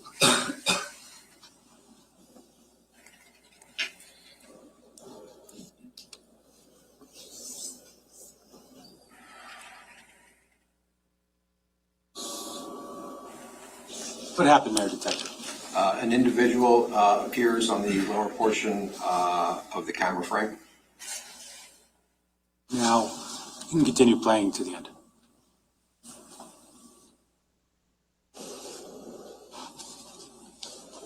Now, Captain Weisbrot, to be clear, what happens at approximately 2:28:35 of that video clip? The screen immediately goes black.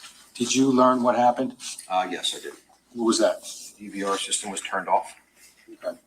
Now,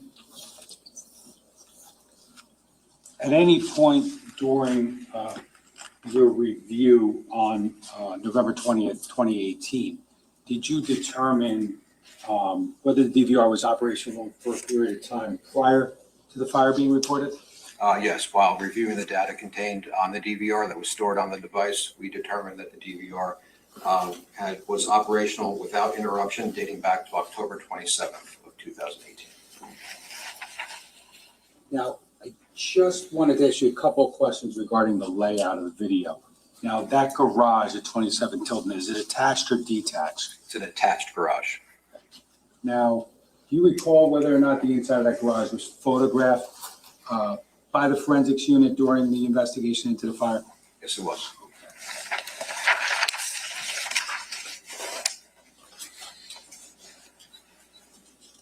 And we've seen the photo, we'll see it again, so I'm going to skip through the photo.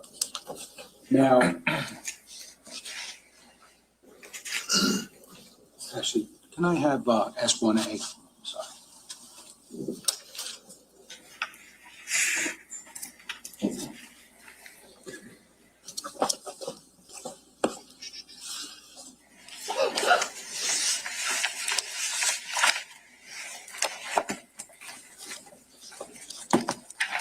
Could I have slide 120, please? Of S1A.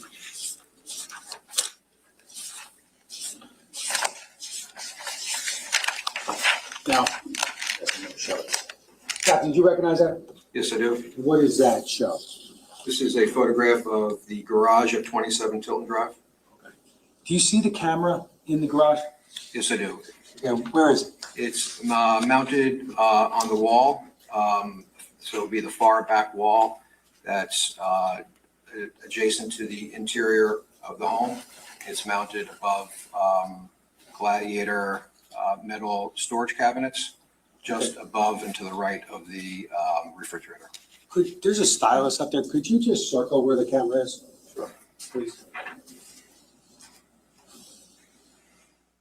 Okay. Can we preserve that, please? This will be 120.1.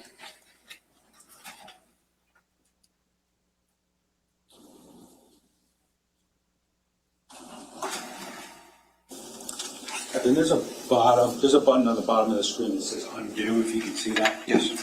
Can you just hit that until the circle goes away? Okay. Can I have slide 62, please?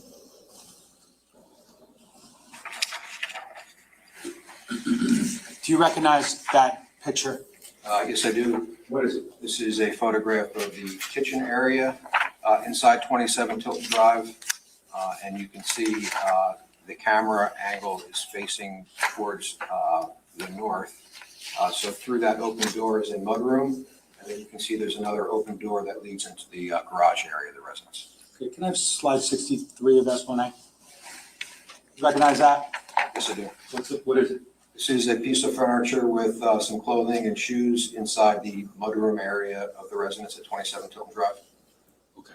And can I have slide 64, please? Do you recognize that? Yes, this is also a photograph of the mudroom. To the left is the left door. You can see the kitchen area. That right door, which is white in color, leads to the garage, and obviously straight ahead is the bathroom. Okay. So if you basically to the right of where we see that door is the garage. That's correct. Now, you testified a little bit earlier about the home also having some Nest cameras. Yes. Now, that Nest is a brand, correct? Yeah. Google Nest. Sorry? Google Nest. Now, were you able during the course of your investigation to determine whether those cameras continued to be operational after the time of the fire or after the time frame of the video we just watched? Bad question. The way you're looking at me, I'm going to ask you again. Did you have the opportunity to determine whether or not the Nest cameras in the house were operational after the time frame of the video we just watched from the garage? So they were not operational at the time of the fire. Now, I would like to show you what has been marked as S274 for identification.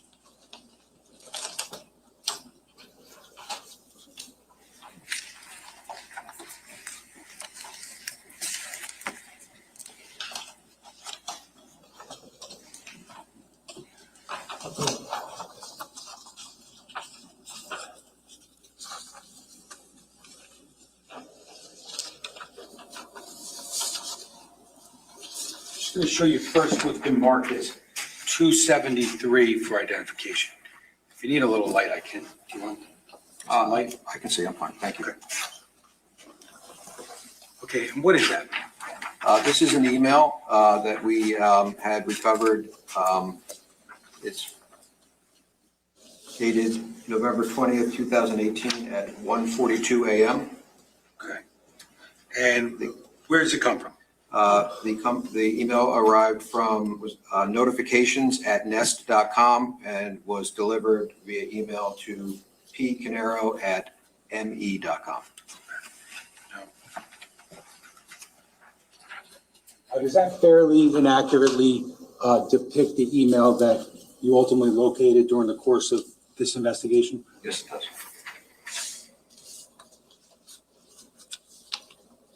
Now, if I may publish S273. Any objection?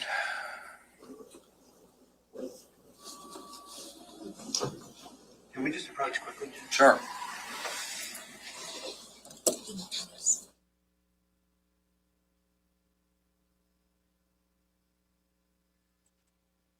Okay, well, we have seen how important the DVR is to this case and why the prosecutor's office took the unprecedented steps, or rather rare, I mean, it has happened before, but very rarely, step to appeal Judge Lemieux's ruling of tossing that out. It actually shows the system being turned off and secures the timeline that Paul Caneiro was not asleep in bed. So do you see on the screen that email? I do. Okay. Now, you read where it came from and where it went to already, correct? Yes, that What's published is a different email than the one that I have up here. Oh. I'm sorry. I read 273 because I'm holding it. Can I have S 274 on the screen? So we're going to start here. Okay. Sorry. Is what you have in front of you the same as what's on the screen? Yes, it is. Okay. Now, what does the body of the email say? Heads up, your basement, parentheses, work area, camera in 27 Tilton Drive is offline. It disconnected at 1:31 a.m. It might be because of an electrical outage, someone unplugging the camera, or a bad internet connection. Here's the last thing your camera saw. Okay. Is there a photo there? Yes, there is.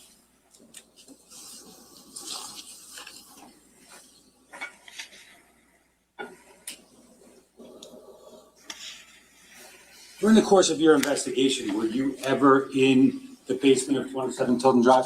Yes, I was. Okay, so did you make observations of the entirety of the basement? Yes, I did. Now, this area that's depicted in the last thing the camera saw, do you know where that area is in the basement? I do, yes. Okay, where is it? That is on the eastern side of the basement. The basement, if you divide the basement in half was finished, half was unfinished.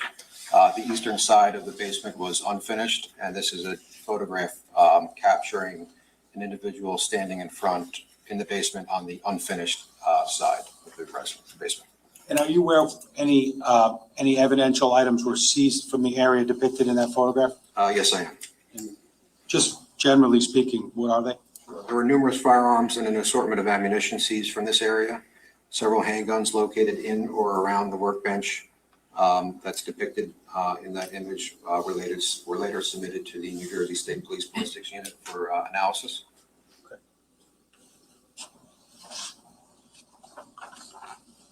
Just one quick question, then approach issue of question. Within that photograph, there's an area down here that I'm pointing to. Do you see that? I do. And what is that? That's a metal storage locker that's perforated, meaning it has essentially cuts into the cabinet so you can see the contents inside. Okay, is that in the background of that photo? Yes, it is. Middle of the top of the photo? Right. Okay, was there another Nest camera that went offline in the basement that morning? Yes, there was. Do you know where that was generally? Yes, that was also in the basement. Okay. Now I'm going to show you what's been marked as S273 this time. The other one was 274? Yes, Judge, I'm sorry. That's okay, 274. Now this is 273. Okay. Do you recognize that? I do, yes. And what is it? This is a image captured from the Nest camera, the second Nest camera that's in the basement. This camera is also located in the unfinished area of the basement, so that would be the east side of the basement. Can I have S273, please, published? If there's... Okay, so on the screen right now, is that what you're looking at? Yes, it is. Okay, is that the same email? Yes, it is. And what does that email say in the body? So this email was received from notifications@nest.com. It was sent to pcaneiro@me.com. And the email states, heads up, your basement, parentheses, entry and doors to work area, camera in 27 Tilton Drive is offline. It disconnected at 1:31 a.m. It might be because of an electrical outage, someone unplugging the camera, or a bad internet connection. Here's the last thing your camera saw. Is there a photo there? There is, yes. Now that photo, do you know where that's from, that area? Yes, I do. That's from the unfinished section of the basement. If you look to the right of that photograph, you'll see a set of doors. If you make a right through those doors, that brings you to the finished section of the basement.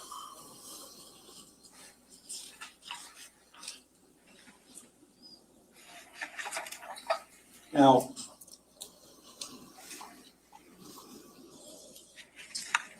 just want to show you from S1A, slide 91.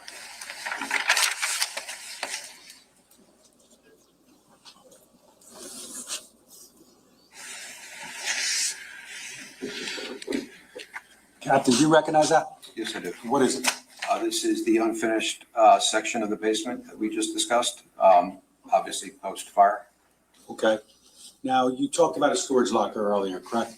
I did, yes. Do you see it in that photograph? I do. It's essentially in the center of the photograph. It's perforated so you can see through it and has a padlock. It's gray in color. The view that we're looking at here, is that the same or substantially similar to the view that is depicted in the email from S274? That is essentially the same view. The workbench that I had mentioned earlier is to the left, and that photograph is essentially pointing to the north if you're in the basement.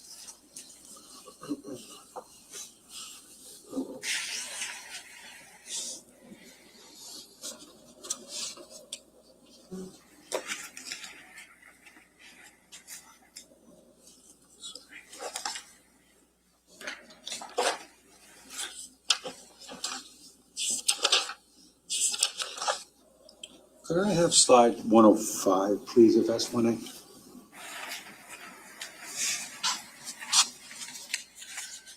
Captain, do you recognize that, what's depicted in that photo? Yes, I do. What is it? This is a photograph from the unfinished side of the basement area of 27 Tilton Drive. In this photograph, you can see a large metal storage shelving unit.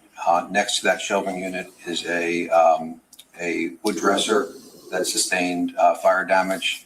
Above that is a window well leading to the outside backyard area of 27 Tilton Drive. And on the floor area, there is a pile of debris. Obviously, this photo is post-fire. So were you present in this area during the course of your investigation? I was, yes. Does that accurately depict the way it looked on November 20th and ensuing days? Yes, it does. Now, can I have slide 109 of S1A, please? Is that essentially the same area, different, a little bit closer up, I guess? Yes. I have slide 110. You recognize that? Yes, I do. What's that? This is also a photograph from the unfinished section of the basement. It's just taken from a different angle. If you look to the top left, you'll see that window well that I just mentioned. You can see the fire debris on the floor and the fire hoses, obviously, that are draped coming from the outside of the home into the basement. And the doors to the right will lead to the finished section of the basement.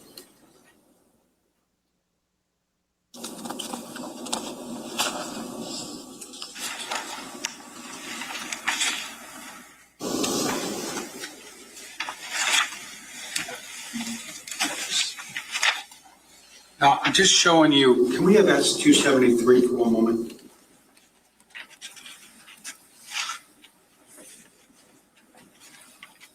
Captain, what's on your screen and on the large screen?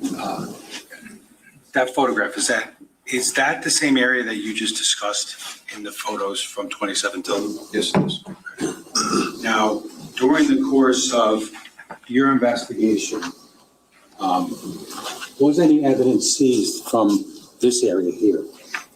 Yes. What was that generally? In that debris pile that I had explained, there was evidence that was collected and sent to the New Jersey State Police Forensic Laboratory for analysis.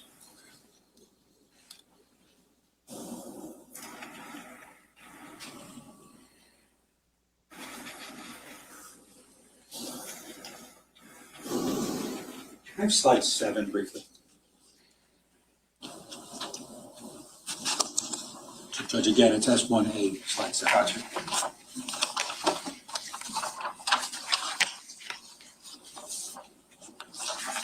Captain, do you recognize that? Yes, I do. I don't want to belabor it, but what's that show?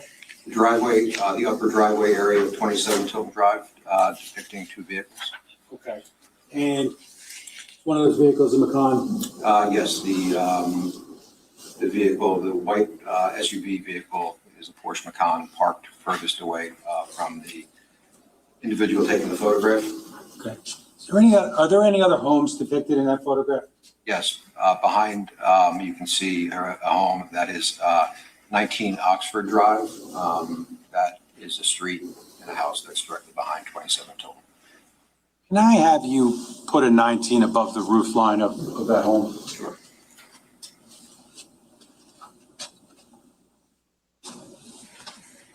Can you preserve that, please? That'll be 7.1. Thank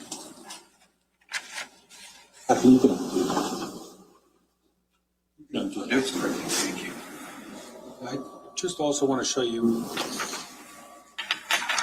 the mark is S270 for identification. Do you recognize that? Yes, I do. And unless there's an objection, can we publish that? Any objection other than what we said before? No, Judge, I have no objection. Okay, thank you. Do you see what's on the screen in front of you? I do. Is that the same document that's in S270? This is. Okay, and what's that show?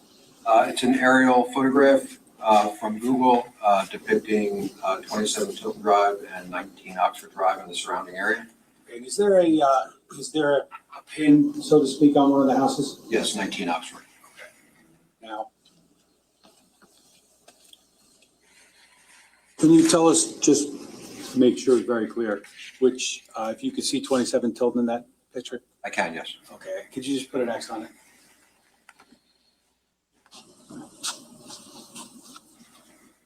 You can preserve that, please.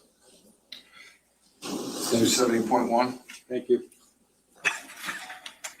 Now, as far as 27 Tilton goes, Captain, did you identify any cameras affixed to the home at 19 Oxford in Ocean Township? Okay. And ultimately, was camera footage seized from 19 Oxford in Yes. Ocean Township? Yes, the home had 8 cameras, 2 of which were affixed to the rear of the residence facing 27 Tilton Drive. And we had secured those recordings. Do you recall, so there's 2 cameras on the rear of the home? Yes. Now,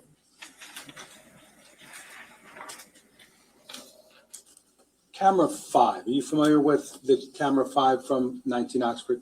Yes, I am. Now, I'm going to show you what's been marked as S271 for identification. I think what we're going to do is, I'm going to allow the jurors to get lunch now before we go into more video, just to give everyone a little bit of a break. If we could turn the lights back on, please. It's been a busy morning. I'm going to give you guys a little bit of time to take a break. You're going to go downstairs for lunch. Juror number 9's buying. You like winter. Not my fault. Okay. So please don't discuss this case. Don't do any research. We'll have you back up at 1:30. I just want to make sure you get the full hour, and then we'll come back up and we'll continue on. All right. All right, thank you all. Okay, so we're heading for lunch. Back at 1:40. I'm going to end this video like I did yesterday in days before. There'll be 2 videos for the day, one for the morning section, which is this one for day 6, and then one for the afternoon.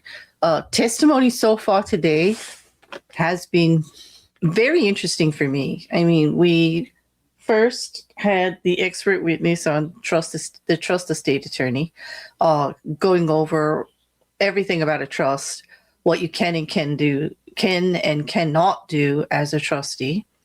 We had a very interesting cross from Andy Murray, trying to put it out there, some of the ways that you can violate the regular orders of the trust and responsibilities with permissions.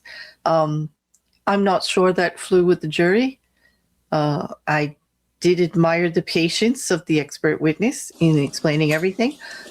Judge Lemieux intervening. You're still under oath, so obviously please don't discuss this case with anybody during the lunch hour. You'll be back here at 1:30. You can go right back to your seat. We'll continue on with the direct examination, okay? All right, thank you. Can I just see the attorneys? I swear I'll be 2 minutes. No less. This will probably be Judge Lemieux again, talking about his courtroom and how he wants to keep things moving. But as I was saying, Judge Lemieux is doing his best to keep things on track. He's being fair to both the prosecution and the defense, although sometimes I realize it may not look that way because he's actually saying things to the defense a lot. But he is allowing rebuttal as much as he can. If you really listen to him, more than not, he's just telling them to reformulate the question or get to the point. He's not saying don't do it. I want to make that really, really clear. He's not limiting their ability to put forth their best defense. He's actually trying to get it understandable to the jury, in my humble opinion. That's just the way I'm looking at it. I'd like to hear from you about it. Well, today's witnesses were the trust attorney. We also heard from the caller to 911 about the gunshots. That was Dennis Corpora, an entertaining witness.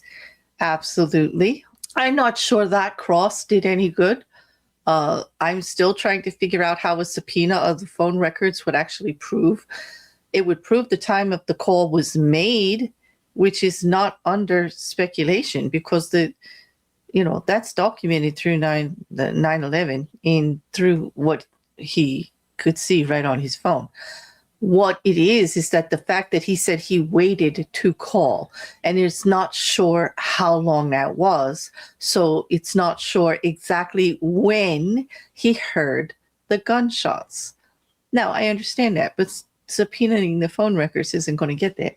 He's looking for the screenshot that he says he took, but he couldn't come up with it. That's a problem. I don't think they subpoenaed the records because I think they may believe the screenshot doesn't exist. I don't know. Or they didn't think the couple of minutes was that big a deal based on the timeline. I mean, in the big scheme of things, is it? I mean, yes, we want everyone to be accurate. And yes, we want the best investigation that we can get. But in the big picture, I don't think them not subpoenaing the phone records means that it's not possible that Paul Caneiro did the deed. I think the timeline is still fine. That's my opinion, and I'd love to hear from you on yours. The next witness was Captain Brian Weisbrot of the Monmouth County Prosecutor's Office, the investigative. And this is where that Supreme Court ruling for the DVR hits home, because we've got emails saying when cameras stopped. We've got photos of Paul when those cameras stopped. We have a photo of Paul right before it turns off, and its system actually says it was turned off. This is all confirmation that what Paul had told the detectives about it not working and having problems and blah, blah, blah was false. It also really hinders his alibi of, I took medication and I was asleep in bed. He was up walking around. 1:30 in the morning, a little after, turning off cameras, going into rooms. Yeah. Getting ready to drive to his brother's, from what the timeline says. This is one of the good witnesses for the timeline, just like Detective Mahoney. This is a very hard evidence that's going to be hard to go against. They're going to try. They've already talked, they're talking about the consent that was given for the investigation, and this is why some things were going to get tossed and etc. But it got held up. And I wouldn't be surprised if after the verdict, if it does not go the way that the defense team wants, that there will be an appeal. I'm sure of it. Okay, they are done talking with the attorneys, and I guess we are getting ready to go. 1:30. Okay, so on that, we're going to take our break. And we're going to end this video here. I hope to hear from you in the comments. Thank you all who are watching this after the fact. I'm trying to edit them. There are some issues with the audio that I'm not able to correct. Some of it is coming directly through the court feeds. I'm trying different feeds, but so far, the one I'm using is the most stable. I give credit for those that actually stream these trials so that we can do commentary. They are a great resource for other trials that I'm not covering or that you want further in depth, the things that I'm not doing. They definitely deserve the subscription. So please pay them some homage. I hope to hear from you all in the comments. I'm dying to hear what you think about the testimony that we had today and the attorney's performance. And also, Judge Lemieux, do you think he goes too far? You still liking him? Have a great lunch. Hopefully I'll see you this afternoon.